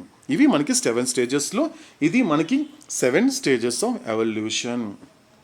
ఇకపోతే 7 స్టేజెస్ ఆఫ్ ఇన్వల్యూషన్ అంటే అండి అంతర్ముఖ ప్రయాణంలో అంతర్ముఖ ప్రయాణంలో సూక్ష్మ ప్రపంచాలు, మానసిక ప్రపంచాలు, భూమికల వరకు అంటే సప్త భూమికలు. కరెక్ట్గా చెప్పాలి అంటే సప్త భూమికల వరకు. కరెక్ట్గా తీసుకుంటే మొదటి భూమిక నుండి సప్త భూమికి చేరుకునేంత వరకు ఏదైతే స్టేజెస్ ఉన్నాయో అంటే అర్థం ఏంటి, ఈ 7 స్టేజెస్ ఆఫ్ ఎవల్యూషన్ని కూడా అవుతాడు 2 రకాలుగా డివైడ్ చేశాడు. ఎలా డివైడ్ చేశాడు ఇన్వల్యూషన్లో ప్రాసెస్లో అంటే మొదటిది ఏంటి, లోయర్ ప్లేన్స్, అధమమైన భూమికలు. సో అధమమైన భూమికలు అంటే మొదటి భూమిక నుండి 4వ భూమిక వరకు. అంటే మొదటి భూమికలో ఉన్నటువంటి యోగి కావచ్చు, 2, 3 మధ్య ఉన్నటువంటి మహాత్మ కావచ్చు, 4వ భూమికలో మీద ఉన్నటువంటి మహాయోగి కావచ్చు. వీళ్ళందరూ కూడా ఎంత గొప్ప స్థితిలో ఉన్నట్లుగా కనబడినా కూడా స్టిల్ వాళ్ళు ఎటువంటి భూమికలో ఉన్నారు అంటే అవుతాడేం చెప్పాడు, అధమమైన భూమికలు అని చెప్పాడు. ఎందుకు అధమమైన భూమికలు అని చెప్పడానికి కారణం ఏంటి అన్నప్పుడు ఎందుకంటే మానవ జన్మలో ఈ ఆధ్యాత్మిక మార్గం ద్వారా నువ్వు నిజానికి పొందాల్సింది ఏంటి అన్నప్పుడు ఉన్నతమైన ప్రయోజనము. నువ్వు దేనిని అటైన్ చేయాలి, ఏది అచీవ్ చేయాలి అంటే you should achieve highest benefit ఎప్పుడు వస్తుంది? నీ ఆత్మ యొక్క ఎరుక, ఆత్మ సాక్షాత్కారం కలిగితే, నిన్ను సాక్షాత్కరింప చేసుకుంటే తప్ప ఈ ఉన్నతమైన ప్రయోజనం అనేది, ఈ యొక్క పరిపూర్ణమైన ప్రయోజనం అనేది నెరవేరదు. కాబట్టి ఈ స్టేజెస్ ఆఫ్ ఇన్వల్యూషన్ మనం తీసుకున్నప్పుడు 2 రకాలుగా డివైడ్ చేసాడు అవుతాడు. సో మొదటిది కూడా పూర్తిగా అధమమైన భూమికలు, అంటే మొదటి భూమిక నుండి 4వ భూమిక వరకు. అది 4వ భూమిక దాటిన తర్వాత ఏం జరుగుతుంది? అక్కడ ఉన్నటువంటి ఆ ఉన్నతమైన భూమికలో ఉన్న వాళ్ళు ఎవరు అంటే ఇద్దరే. ఎవరు వాళ్ళు? 5వ భూమిక మీద ఉన్నటువంటి మహాపురుషుడు, 6వ భూమిక మీద ఉన్నటువంటి సత్పురుషుడు. వీళ్ళిద్దరు కూడా ఏ భూమికలో ఉంటారు అంటే వాళ్ళు ఉన్నతమైన భూమికలో ఉంటారు. ఎందుకు ఉన్నతమైన భూమికలో ఉన్నారు అనే పదం ఎందుకు వాడాడు అవుతాడు అంటే ఇక్కడ చాలా గొప్ప తత్వమే ఉందండి. అవుతాడు ఎందుకు వాళ్ళని, ఇంకా వాళ్ళు పర్ఫెక్షన్ పొందలేదు కదండి. మహాపురుషుడు కానీ సత్పురుషుడు కానీ ఇంకా భగవత్ సాక్షాత్కారం కలగకపోయినా వాళ్ళు ఎందుకు అవుతాడు ఉన్నత భూమికలో ఉన్నారు అంటే, ఎందుకు అంటే అక్కడ ఎప్పుడైతే అదొక సేఫ్ జోన్ అండి. ఎందుకంటే ఇంక మీదట అధమంగా మారే అవకాశం వాళ్ళకి లేదు, పతనమయ్యే అవకాశం వాళ్ళకి లేదు. వాళ్ళు ఏదైతే సొంతం చేసుకున్నటువంటి పూర్తి చైతన్యం అనేది దిగజారిపోకుండా తిరిగి స్టోన్ కాన్షియస్గా వెళ్ళే అవకాశము వాళ్ళకి లేదు. ఎందుకంటే పూర్తి ఎరుకతో ఉండేది. అవతడేం చెప్పాడు గతంలో కూడా, even though they have full conscious, కానీ కొత్త పదం వాడాడండి అవుతాడు, దే ఆర్ ఫుల్లీ కాన్షియస్ అన్నాడు అవుతాడు. చాలా గొప్ప పదం అండి. ఎందుకంటే పూర్తి చైతన్యం అనేది నీకు ఉండడంతో సరిపోదు. ఎలా ఉంటుందో తెలుసా? ఎందుకంటే ఉన్నతమైన భూమికలోకి వెళ్ళిన తర్వాత నీ పూర్తి చైతన్యం పట్ల నువ్వు పూర్తి చైతన్యంగా ఉంటావని అడుగుతాడు. చాలా గొప్ప మాట అండి ఆ మాట. ఎందుకంటే ఇంతవరకు నువ్వు మానవ జన్మలో పొందినటువంటి ఫుల్ కాన్షియస్ నాకుంది అని నువ్వు ఎప్పుడైతే గుర్తిస్తున్నంత వరకు అధమమైన భూమిక దాటిన తర్వాత ఎలా ఉంటావో తెలుసా? ఆ ఫుల్ కాన్షియస్ ద్వారా you will be fully conscious అని అవుతాడు. ఆ పూర్తి చైతన్యానికి సంబంధించినంత వరకు పూర్తిగా చైతన్యంగానే ఉంటావు నువ్వు. ఎందుకంటే నువ్వు ఫుల్లీ కాన్షియస్గా ఉంటే తప్ప you are not eligible to attain infinite consciousness. అనంతమైన చైతన్యం అనేది ఎప్పుడు వస్తుంది? నీకు ఇవ్వబడినటువంటి, నీకు ప్రాప్తింపజేసినటువంటి పూర్తి చైతన్యాన్ని ఒక దశల వారీగా, ఒక స్టేజెస్ వారీగా నువ్వు గుర్తించాలి, గుర్తుంచుకోవాలి, సద్వినియోగం చేసుకోవాలి. కాబట్టి లోయర్ ప్లేన్స్లో ఉన్నంత వరకు నువ్వు కాన్షియస్గా లేవనుకో, ఏమైపోతుంది? అక్కడికక్కడ నువ్వు బ్లాక్ అయిపోతావు. మొదటి భూమికలో నువ్వు బ్లాక్ అయ్యే అవకాశాలు ఉంటుంది, 2, 3 మధ్య బ్లాక్ అయ్యే అవకాశం ఉంటుంది, 4వ భూమిక మీద కూడా బ్లాక్ అయ్యే అవకాశం ఉంటుంది. అంటే అర్థం ఏంటి? నీకు పూర్తి చైతన్యం అనేది గుర్తించడంతో సరిపోదు. ఆ పూర్తి చైతన్యం అనేది ఏ ప్రయోజనం కోసం నాకు భగవంతుడు ప్రాప్తింప చేశాడు, దాన్ని పొందేలా ఉండాలి ఆ పూర్తి చైతన్యము. అందుకే గతంలో అవతడేం చెప్పాడు? ఆ హయ్యర్ ప్లేన్స్కి వెళ్ళినటువంటి ఆ మహాపురుషుడు కావచ్చు, సత్పురుషుడు కూడా ఎలా ఉంటాడు ఆ పూర్తి చైతన్యానికి సంబంధించినంత వరకు అంటే is a very fully conscious. ఇంతవరకు ఫుల్ కాన్షియస్ గురించి చెప్పిన వాడు అవుతాడేం చెప్తున్నాడు? ఫుల్లీ కాన్షియస్, సంపూర్ణంగా. అంటే ఏం చెప్పాడు అవుతాడు? పరిపూర్ణత్వాన్ని పొందాలంటే ఏం చెయ్యాలి? నువ్వు మోస్ట్ సోల్గా ఉన్నప్పుడు అసంపూర్ణమైనటువంటి నీ జీవితము సమ్ సోల్కి వెళ్ళేసరికి ఏమైపోయింది? పూర్ణమైంది. అంటే అర్థం ఏంటి? అధమమైన భూమికల్లో పూర్ణమైన జీవితం మాత్రమే, కానీ అది పరిపూర్ణతకి ఈక్వల్ కాదు. కాబట్టి సమ్ నుండి నువ్వు ఫ్యూకి వెళ్ళినప్పుడు ఏం జరుగుతుంది? అసంపూర్ణమైనటువంటి జీవితం నుండి పూర్ణమైన జీవితం ద్వారా సంపూర్ణమైన జీవితం గడుపుతూ ఉంటాడు. ఎవరు? హయ్యర్ ప్లేన్స్లో ఉన్నటువంటి ఆ 5వ భూమికలో ఉన్న మహాపురుషుడు, 6వ భూమికలో ఉన్నటువంటి సత్పురుషుడు. అక్కడ సంపూర్ణమైన జీవితాన్ని అనుభవిస్తూ ఉంటాడు. ఎందుకంటే అక్కడ అది ఉన్నతమైనటువంటి భూమికలో ఉన్నాడు కాబట్టి అతడికి 100% ఇంకా డౌన్ఫాల్ అనేది ఉండదు. అందుకు వాళ్ళని ఉన్నతమైన ఆత్మలు లేక ప్రకాశవంతమైన ఆత్మలు అన్నాడు అవుతాడు. ఇంకా వాళ్ళ ప్రకాశాన్ని పూర్తిగా పొందకపోయినా కూడా నా దృష్టిలో దే ఆర్ సేఫ్ అని చెప్పాడు అవుతాడు. కాబట్టి అటువంటి సంపూర్ణమైన జీవితం గడుపుతున్నటువంటి ఉన్నతమైన ఆత్మల ద్వారానే పరిపూర్ణతని పొందుతారు. కాబట్టి ఈ 4 ఆత్మల్ని అవతాడు ఇలా డివైడ్ చేశాడు. కాబట్టి మోస్ట్ సోల్కి సంబంధించినంత వరకు నువ్వు అలాగే ఉన్నావంటే నీ జన్మ కానీ నీ జీవితం కానీ అసంపూర్ణంగా ఉంటుంది. కాబట్టి ఈ మోస్ట్ సోల్ నుండి సమ్కి వచ్చావంటే పూర్ణమైన జీవితం గడుపుతావు.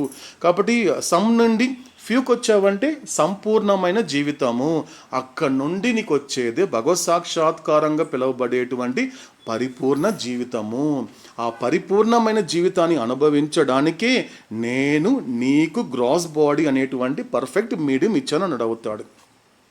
సో ఇది ఏం జరుగుతోంది ఇక్కడ పూర్తిగా అంటే 7 స్టేజెస్ ఆఫ్ ఇన్వల్యూషన్ గురించి చెప్పాడు. అంటే 7 ప్లేన్స్ గురించి ఇక్కడ నుంచి తీసుకున్నప్పుడు. కాబట్టి ఇంకొక మాట ఇక్కడికి ఒకసారి స్మరించుకోవాలి మనం. ఏంటది అన్నప్పుడు ఈ 7 స్టేజెస్ ఆఫ్ ఇన్వల్యూషన్లో జరిగినప్పుడు ఏం జరుగుతోంది అంటే నువ్వు ఈ రీఇన్కార్నేషన్లో ఉన్నంత వరకు ఏదైతే ఇంటలెక్ట్ దాటిన తర్వాత ఏమవుతుంది అంటే ఇక్కడ 2 విషయాలు కనెక్ట్ చేసుకోవాలి. ఒకటి ఇన్స్పిరేషన్, రెండోది ఇల్యూమినేషన్. ఎప్పుడు కూడా ఈ 7 స్టేజెస్ ఆఫ్ ఇన్వల్యూషన్లో ఏముంటుంది అంటే ఈ 2 ఆస్పెక్ట్స్ ఎక్కువగా ఉంటుంది. అంటే మొదటి భూమిక నుండి 4వ భూమిక వరకు నీకు ఎటువంటి ఆస్పెక్ట్ ఉంటుంది అంటే అక్కడ ఇంటలెక్ట్ ఉండదు. అది నువ్వు మోస్ట్ సోల్గా ఉన్నప్పుడు ఉన్న ఇంటలెక్ట్ నువ్వు లోయర్ ప్లేన్స్కి వచ్చేసరికి ఏమవుతోంది, ఎలా ట్రాన్స్ఫార్మ్ అవుతోంది అంటే it is a transformed as a inspiration. కాబట్టి 4th ప్లేన్ దాటి నువ్వు ఎప్పుడైతే నువ్వు 5th ప్లేన్లోకి అడుగు పెట్టినప్పుడు ఏం జరుగుతోంది, అక్కడికి వచ్చేసరికి అది ఇల్యూమినేషన్ అని అవుతాడు. అంటే ఈ 7 స్టేజెస్ ఆఫ్ ఇన్వల్యూషన్లో ఏం జరుగుతోంది అంటే పూర్తిగా ఈ రెండిటి యొక్క లక్షణాలతో ఉంటుందని చెప్పాడు అవుతాడు. ఇది మనకి క్లారిటీ ఇస్తున్నాడు ఫుట్ నోట్స్ ద్వారా. కాబట్టి అవుతాడు నెక్స్ట్ ఏం చెప్పబోతున్నాడు అనేటువంటి విషయాల్ని మనము శ్రద్ధ మరియు రాఘవేంద్ర ద్వారా ఆలకిద్దామండి.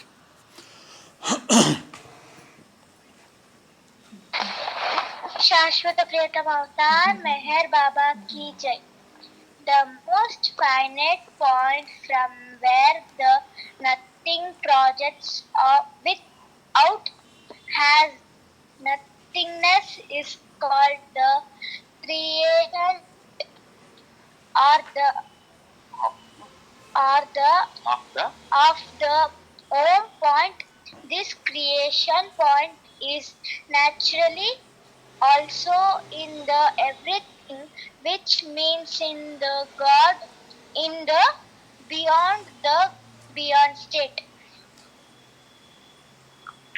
శాశ్వత ప్రియతమ అవతార్ మెహర్ బాబా కి జై. ఏ అత్య పరిమితి బిందు స్థానం నుండి శూన్యత్వంగా బయటకు విక్షోభం చెందుతుంది, ఆ బిందువునే సృష్టి బిందు స్థానం లేక ఓం బిందు స్థానం అంటారు. ఈ సృష్టి బిందు స్థానం కూడా సహజంగానే సర్వంలో అనగా భగవంతుని పరాత్పర స్థితిలో ఉంటుంది. So the most finite nothing projects are has the creation out of the infinity everything through the most finite creation point into the infinite of the infinitude of the God is state. ఆ విధంగా అత్యంత పరిమితి శూన్యం అనంతం సర్వం నుండి అత్యంత పరిమిత సృష్టి బిందు స్థానం ద్వారా భగవంతుడు ఉన్నాడు అనే స్థితి యొక్క అనంతత్వానికి చెందిన అనంతతలోనికి సృష్టిగా విక్షేపం చెందుతుంది. In short, when the most finite nothings get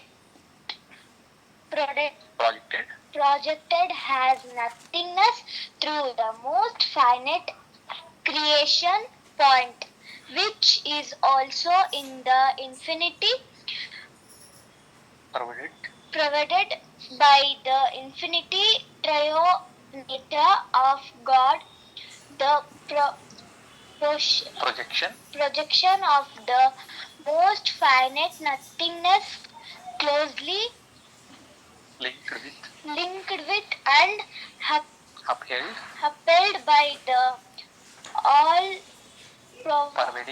pervading infinity triune nature of God gradually expand, add infinitum and manifest apparently has infinite nothingness or has infinite creation. క్లుప్తంగా అనగా అత్యంత పరిమిత శూన్యం భగవంతుని అనంత లక్షణాత్రయంచే వ్యాపించబడిన అనంతతలో ఉండే అత్యంత పరిమితి సృష్టి బిందుస్థానం ద్వారా శూన్యత్వంగా విక్షేపం చెందిబడినప్పుడు అత్యంత పరిమిత శూన్యత్వం యొక్క విక్షోభం క్రమంగా అంతు లేకుండా విస్తరించి అనంత శూన్యత్వంగా లేక అనంత సృష్టిగా ప్రకటితమైనట్లు పైకి కనిపిస్తుంది. సర్వవ్యాపకమైన భగవంతుని అనంత లక్షణత్రయం అత్యంత పరిమిత శూన్యత్వం యొక్క ఆ విక్షోభంతో సన్నిహిత సంబంధం కలిగి ఉంటుంది మరియు దానికి ఆసరాగా ఉంటుంది. శాశ్వత ప్రియతమ అవతార్ మెహర్ బాబాకి జై.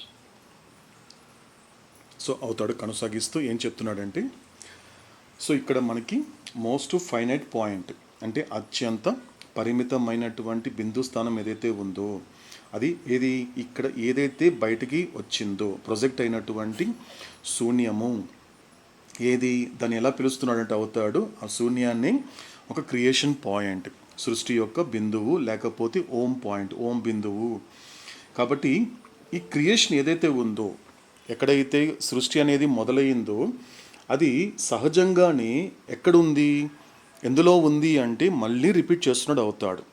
ఇంతవరకు ఏం చెప్పాడు అవుతాడు మనకి అంటే ఆ ఒరిజినల్ రియల్ ఎవ్రీథింగ్ అనేటువంటి భగవంతుడి సమక్షంలోనే ఆ భగవంతుడిలోనే ఏముంది ఈ యొక్క శూన్యం అనేది ఉంది. ఏంటి అది? మాయా అనేటువంటి ఒరిజినల్ రియల్ నథింగ్ ఎక్కడుంది? సహజంగానే ఎక్కడుంది అన్నప్పుడు ఎవ్రీథింగ్లోనే ఉంది, ఎక్కడో లేదు. సృష్టి అనేది సృష్టించిన తర్వాత భగవంతుడికి ఎక్కడో దూరంగా ఉందనుకుంటావేమో, ఎక్కడో తెలియకుండా ఎక్కడో ఉందనుకుంటావేమో. అంత నీకు కన్ఫ్యూజన్ అవసరం లేదు, ఎక్కడో లేదు, ఇది ఎవ్రీథింగ్లోనే ఉంది అంటే సమస్తంలోనే సర్వస్వంలోనే ఉంది. అంటే ఇక్కడ అంతా ఏం చెప్తున్నాడు అవుతాడు? సర్వస్వము శూన్యం గురించి చెప్తున్నాడు అవుతాడు. కాబట్టి అంటే అర్థం ఏంటి? ఎప్పుడైతే సర్వస్వంలో ఉంది అని చెప్పినప్పుడు నీకు వెంటనే ఏం గుర్తు రావాలి? ఆ పరబ్రహ్మ స్థితి గురించి నీకు వెంటనే గుర్తు రావాలి ఇమ్మీడియట్గా.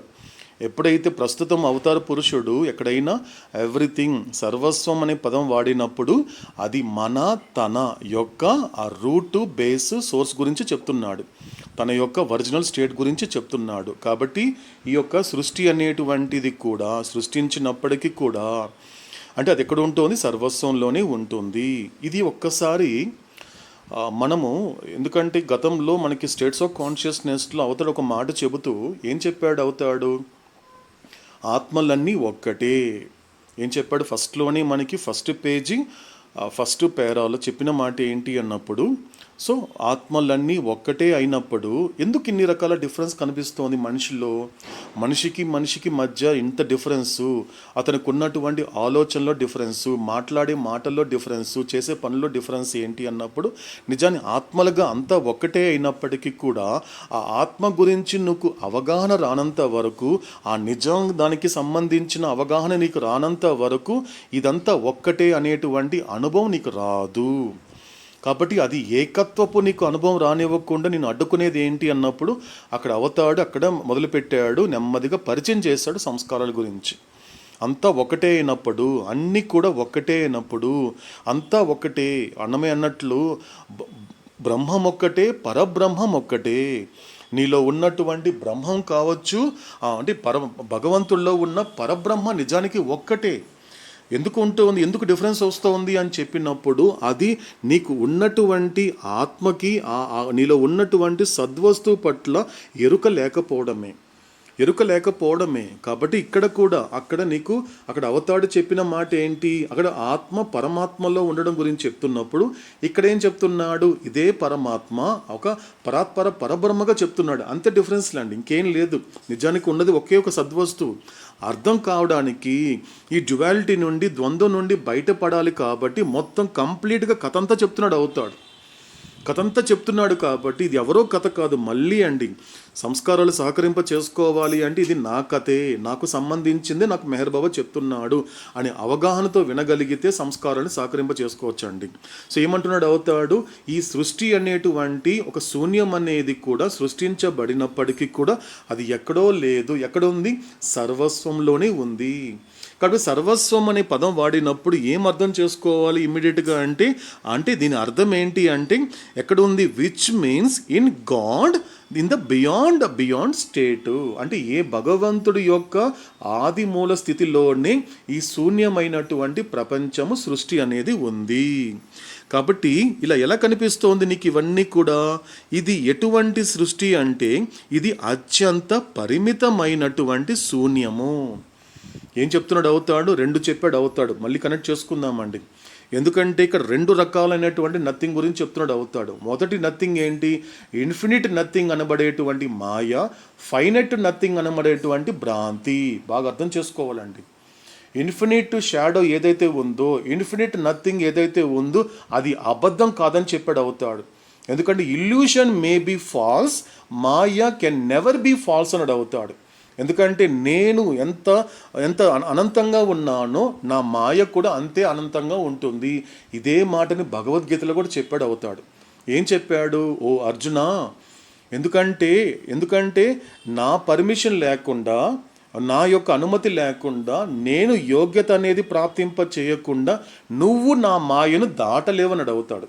అక్కడ అర్జునుడికి కృష్ణుడు చెప్పిన మాట భగవద్గీతలో, నేను ఎంత అనంతుడునో అంత అనంతుడిది నా మాయ కూడా. మాయ దాటడం అంత తేలిక కాదు, ఎందుకంటే నా పర్మిషన్ ఉండాలి నా మాయ దాటాలంటే.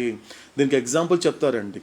ఏం ఎగ్జాంపుల్ చెప్తారంటే, నువ్వు ఒక వ్యక్తిని నీకు ఒక ఊరు కలెక్టర్ ఉన్నాడు అనుకుందాం. ఒక కలెక్టర్ని కలవాలని నువ్వు ఆఫీస్కి వెళ్తే అక్కడ ఏం చెప్పారంటే, లేదంటే అతను ఇంట్లో ఉంటాడంటే ఇంట్లో వెళ్ళి మీరు కలవచ్చు అని చెప్తే ఓహో అనేసి మీరు ఇంటికి వెళ్ళే ప్రయత్నం చేశారనుకోండి.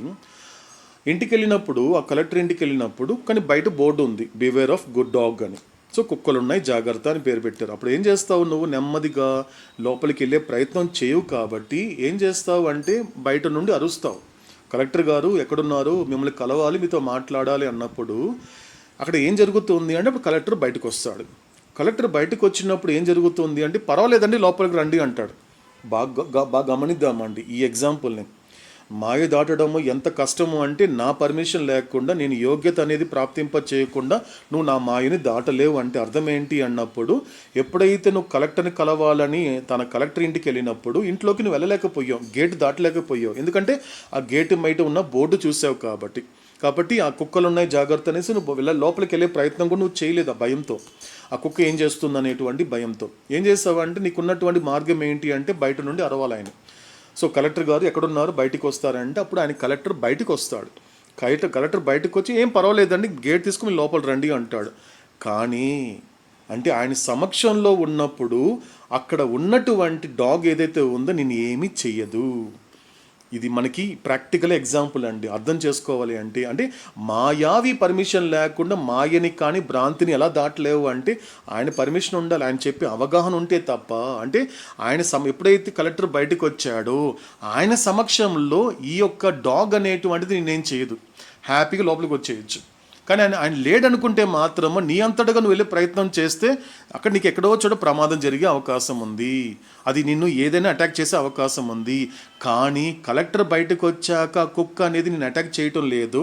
అదేవిధంగా మాయావి సమక్షంలోకి నువ్వు వెళ్ళినప్పుడు, ఆయనకి నువ్వు శరణాగతి అయినప్పుడు, ఓ భగవంతుడా నాకు సర్వంతర్యామి, నాకు సర్వము నువ్వే, నువ్వు సర్వము నువ్వే, నాకంటూ నేను లేను అనేటువంటిది పూర్తిగా శరణాగతి అయితే అప్పుడు భగవంతుడు ఏం చేస్తాడు అంటే, ఏం పర్వాలేదు నా దగ్గరకు వచ్చే అంటాడు. నా దగ్గరకు వచ్చే అంటే అర్థం ఏంటి అంటే, నా అజ్ఞానం చేత సృష్టించుకున్నటువంటి ప్రపంచం నుండి ఈ భ్రాంతిలోకి రావాలి, భ్రాంతిని దాటాలి, భ్రాంతి నుండి మాయ వద్దకు రావాలి. మాయని దాటుకుంటే తప్ప నేను మాయావి అయినటువంటి అవతార్ మెహర్ బాబా దగ్గరికి చేరుకోలేనండి. కాబట్టి ఆయనని ఎప్పుడు ఆయన చెప్పే అవగాహన ఏదైతే ఉందో, ఆయన చెప్పే ప్రతి మాటకి గనుక నేను విధేయుడు కాగలిగితే మాత్రమే. ఇక్కడ అర్థం ఏంటి, ఆయన సమక్షంలోకి వెళ్ళడం అంటే ఏంటి, ఆయన చెప్పే ప్రతి మాటకి విధేయుడు కాగలగాలి. ఎందుకంటే విధేయుడు కాగలిగితేనే నేను క్రాస్ చేయగలుగుతాను. అది ఇల్యూషన్ కావచ్చు, మాయ కావచ్చు. ఇదే మాట చెప్తున్నాడు అవుతాడు. సో ఎలా ఉంటుంది ఇదంతా కూడా, ఎక్కడి నుండి వచ్చింది అన్నప్పుడు, infinite everything through most finite creation point. కాబట్టి ఇన్ఫినిట్ ఎవ్రీథింగ్ అంటే ఎవరు? భగవంతుడు. ఇన్ఫినిట్ నథింగ్ అంటే ఎవరు? మాయా. ఫైనట్ నథింగ్ అంటే ఎవరు? భ్రాంతి. ఈ మూడు కాస్త క్యారీ చేద్దామండి, కాస్త గుర్తుంచుకుందాం. ఎందుకంటే ఇది ప్రయాణం చేయాలండి. ప్రయాణం చేస్తే అవతాడు చెప్పే ప్రతి మాటని కాస్త కాన్స్టాంట్గాను కాన్షియస్గా జర్నీ చేస్తే అర్థమవుతుందండి. కాబట్టి మాయావి అనే భగవంతుడు అంటే ఎవరు? Infinite everything. ఆయన సమక్షంలో ఉన్నటువంటి మాయ ఏంటి? Infinite nothing. ఈ యొక్క మాయ నుండి బయటకు వచ్చిన భ్రాంతి ఏంటి? Finite nothing. ఇది గుర్తుపెట్టుకుందామండి. అందుకే క్రియేషన్లో ఆ చార్ట్లు ఎంత గొప్పగా చెప్పాడంటే అవుతాడు. ఏం చెప్పాడు? మనకి 2 చెప్పాడు అవుతాడు. క్రియేషన్ ఎలా డిఫైన్ చేశాడండి ఆ చార్ట్లో? ఎవరికైనా గుర్తుందండి? ఒరిజినల్ రియల్ నథింగ్లో క్రియేషన్ని మనకి 2 రకాలుగా డిఫైన్ చేశాడు అవుతాడు. వాట్ ఈస్ క్రియేషన్ అంటే ఏం చెప్పాడండి అక్కడ? ఫాల్స్ ఎవ్రీథింగ్, ఇన్యూమరబుల్ నథింగ్స్ అని. ఎస్, అంటే 2 చెప్పాడు అవుతాడు. క్రియేషన్ అంటే ఏం చెప్పాడు అంటే 2 మాటలు చెప్పాడు అవుతాడు. ఫాల్స్ ఎవ్రీథింగ్, నీకు అన్నీ ఉన్నట్టు కనిపిస్తుంది కానీ అన్నీ అబద్ధాలే. క్రియేషన్ని ఎంత బ్యూటిఫుల్గా డిఫైన్ చేశాడు చూడండి అవుతాడు. క్రియేషన్ని ఫస్ట్ ఏమన్నాడు? False everything. నీకు ఇక్కడ అన్ని ఎవ్రీథింగ్లో కనిపిస్తూ ఉంది. నాకు అన్ని సమస్తం ఉందండి, నాకు సర్వస్వం ఉంది అంటాడు. కానీ భగవంతుడి దగ్గరకు వచ్చాక తెలుస్తుంది, సత్యాన్ని తెలుసుకున్నాక తెలుస్తుంది, నేను పోగు చేసుకున్నవన్నీ అబద్ధాలే. అందుకే అబద్ధం విడిచిపెట్టి సిద్ధార్థుడు అడవిలోకి వెళ్ళిపోయాడండి. ఆయనకి అవి అన్నీ ఉన్నాయి కదండి, రాజు కదండి, యువరాజే కదండి. ప్రపంచంలో దేనికోసం అయితే ఒక మనిషి ఉదయం లేచినప్పటి నుండి రాత్రి పడుకునేంత వరకు దేనికోసం అయితే వెంపర్లాడుతున్నాడో అటువంటి ఎవ్రీథింగ్ పొందాడు కదండి సిద్ధార్థుడు. కానీ పొందినా కూడా ఏమనిపించింది? నేను పొందిందన్నీ కూడా నాకు కావలసినటువంటి ఆనందాన్ని ఇవ్వలేదు కాబట్టి ఇవన్నీ అబద్ధం అని విడిచిపెట్టాడండి వాటన్నిటిని కూడా. ఇంకొకటి ఏం చెప్పాడు? ఇన్యూమరబుల్ నథింగ్స్ అన్నాడు అవుతాడు. ఇక్కడ ఉన్నటువంటి నథింగ్స్ అనేది కూడా లెక్కలేనని ఉంటాయని చెప్పాడు. ఇక్కడ ఉన్న శూన్యాలు అనేవి కూడా 1 కాదు 2 కాదు, నెంబర్ చెప్పలు అవుతాడు. ఇన్యూమరబుల్ అంటే అసంఖ్యాకమైనటువంటి శూన్యతలే ఉంటాయి ఈ భ్రాంతిమయ సృష్టిలో. కాబట్టి ఏం చెయ్యాలి? సో ఈ యొక్క ప్రపంచం కావచ్చు లేక శరీరాలు కావచ్చు, ఇవి 2 కూడా మీడియమే. అందుకే అవుతాడు ఏం చెప్పాడు? శరీరాన్ని ఎలాగైతే మీడియం అని చెప్పాడో అదేవిధంగా ప్రపంచాలను ఏం చెప్పాడండి మనకి? ఎలా క్రాస్ చేయమన్నాడు? వంతెనలు, బ్రిడ్జెస్ అన్నాడు. బ్రిడ్జెస్ అని చెప్పాడు. జీసస్ చెప్పిన మాట ఏంటి అన్నప్పుడు, ఈ ప్రపంచం అనేటువంటిది వంతెన వంటిది. కాబట్టి వంతెన పని ఏంటి? యువతలో ఉన్న నిన్ను అవతలికి చేర్చడమే తప్ప. ఆ వంతెన చాలా బాగుంది కాబట్టి ఎవ్వరు కూడా ఆ వంతెన మీద ఇల్లు కట్టుకోరు. కాబట్టి ఇల్లు కట్టుకోకండి, వంతెన దాటేయండి అన్నాడు మనకి జీసస్ క్రైస్ట్. కాబట్టి ప్రపంచం అనేటువంటిది ఒక బ్రిడ్జ్ లాంటిదే. కాబట్టి అక్కడ కూడా దాటాల్సిందే, ఇక్కడ కూడా దాటాల్సిందే. అంటే శరీరం అనేది కూడా మాధ్యమమే కాబట్టి. అంటే అర్థం ఏంటి? స్థూల శరీరం అనేటువంటి పరిపూర్ణమైన మాధ్యమాన్ని గుర్తుంచుకొని సద్వినియోగం చేసుకొని సూక్ష్మ శరీరం యొక్క ఎరుక కలగాలి. అదేవిధంగా సూక్ష్మ శరీరం అనేటువంటి ఒక పరిపూర్ణమైన మాధ్యమాన్ని గుర్తుంచుకొని సద్వినియోగపరచుకోగలిగితే మానసిక శరీరం యొక్క ఎరుక నీకు కలుగుతుంది. అండ్ చివరికి వచ్చేసరికి ఏం జరుగుతుంది?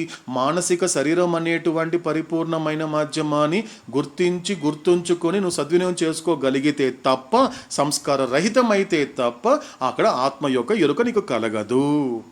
కాబట్టి శరీరాల విషయం కానీ ప్రపంచాల విషయం కూడా నువ్వేం చెయ్యాలి? ఒక చోటుతో ఆగకుండా దాటాలి. అందుకే ప్రతిసారి అవుతాడేమంటాడంటే, నేను చెప్పే ప్రతి మాట, నేను చూపించే ప్రతి మార్గము it is your beyond your intellect అంటాడు అవుతాడు. ఈ బుద్ధికి అతీతమైనది. కాబట్టి బుద్ధికి అతీతంగా ఉండు అంటే అర్థం ఏంటి? ఎటువంటి ప్రశ్నలు లేకుండా ఏ రకంగానూ నా దైవత్వంలో సందేహించకుండా ఉంటే తప్ప నిన్ను దాటిస్తాను అన్నాడు అవుతాడు. ఇప్పుడు చెప్పినట్లుగా మాయను కూడా దాటిస్తాను, మాయని నువ్వు దాటచ్చు నా పర్మిషన్ ఉంటే, నేను ప్రాప్తింప చేసే యోగ్యత ఉంటే అని మనకి అవుతాడు ఈరోజు చెప్పినటువంటి మాట. కాబట్టి అవుతాడు ఇంకా చెప్పబోయేటువంటి మరికొన్ని విషయాల్ని మనం తర్వాత మెహరోపాసనంలో కొనసాగించే ప్రయత్నం చేద్దామండి. శాశ్వత ప్రీతమ అవతార్ మెహర్ బాబా కీ జై. ఏదైనా క్లారిఫికేషన్స్ ఉన్నాయండి? నేను అడగాలనుకుంటున్నారా? ఏదైనా చెప్పాలనుకుంటున్నారా?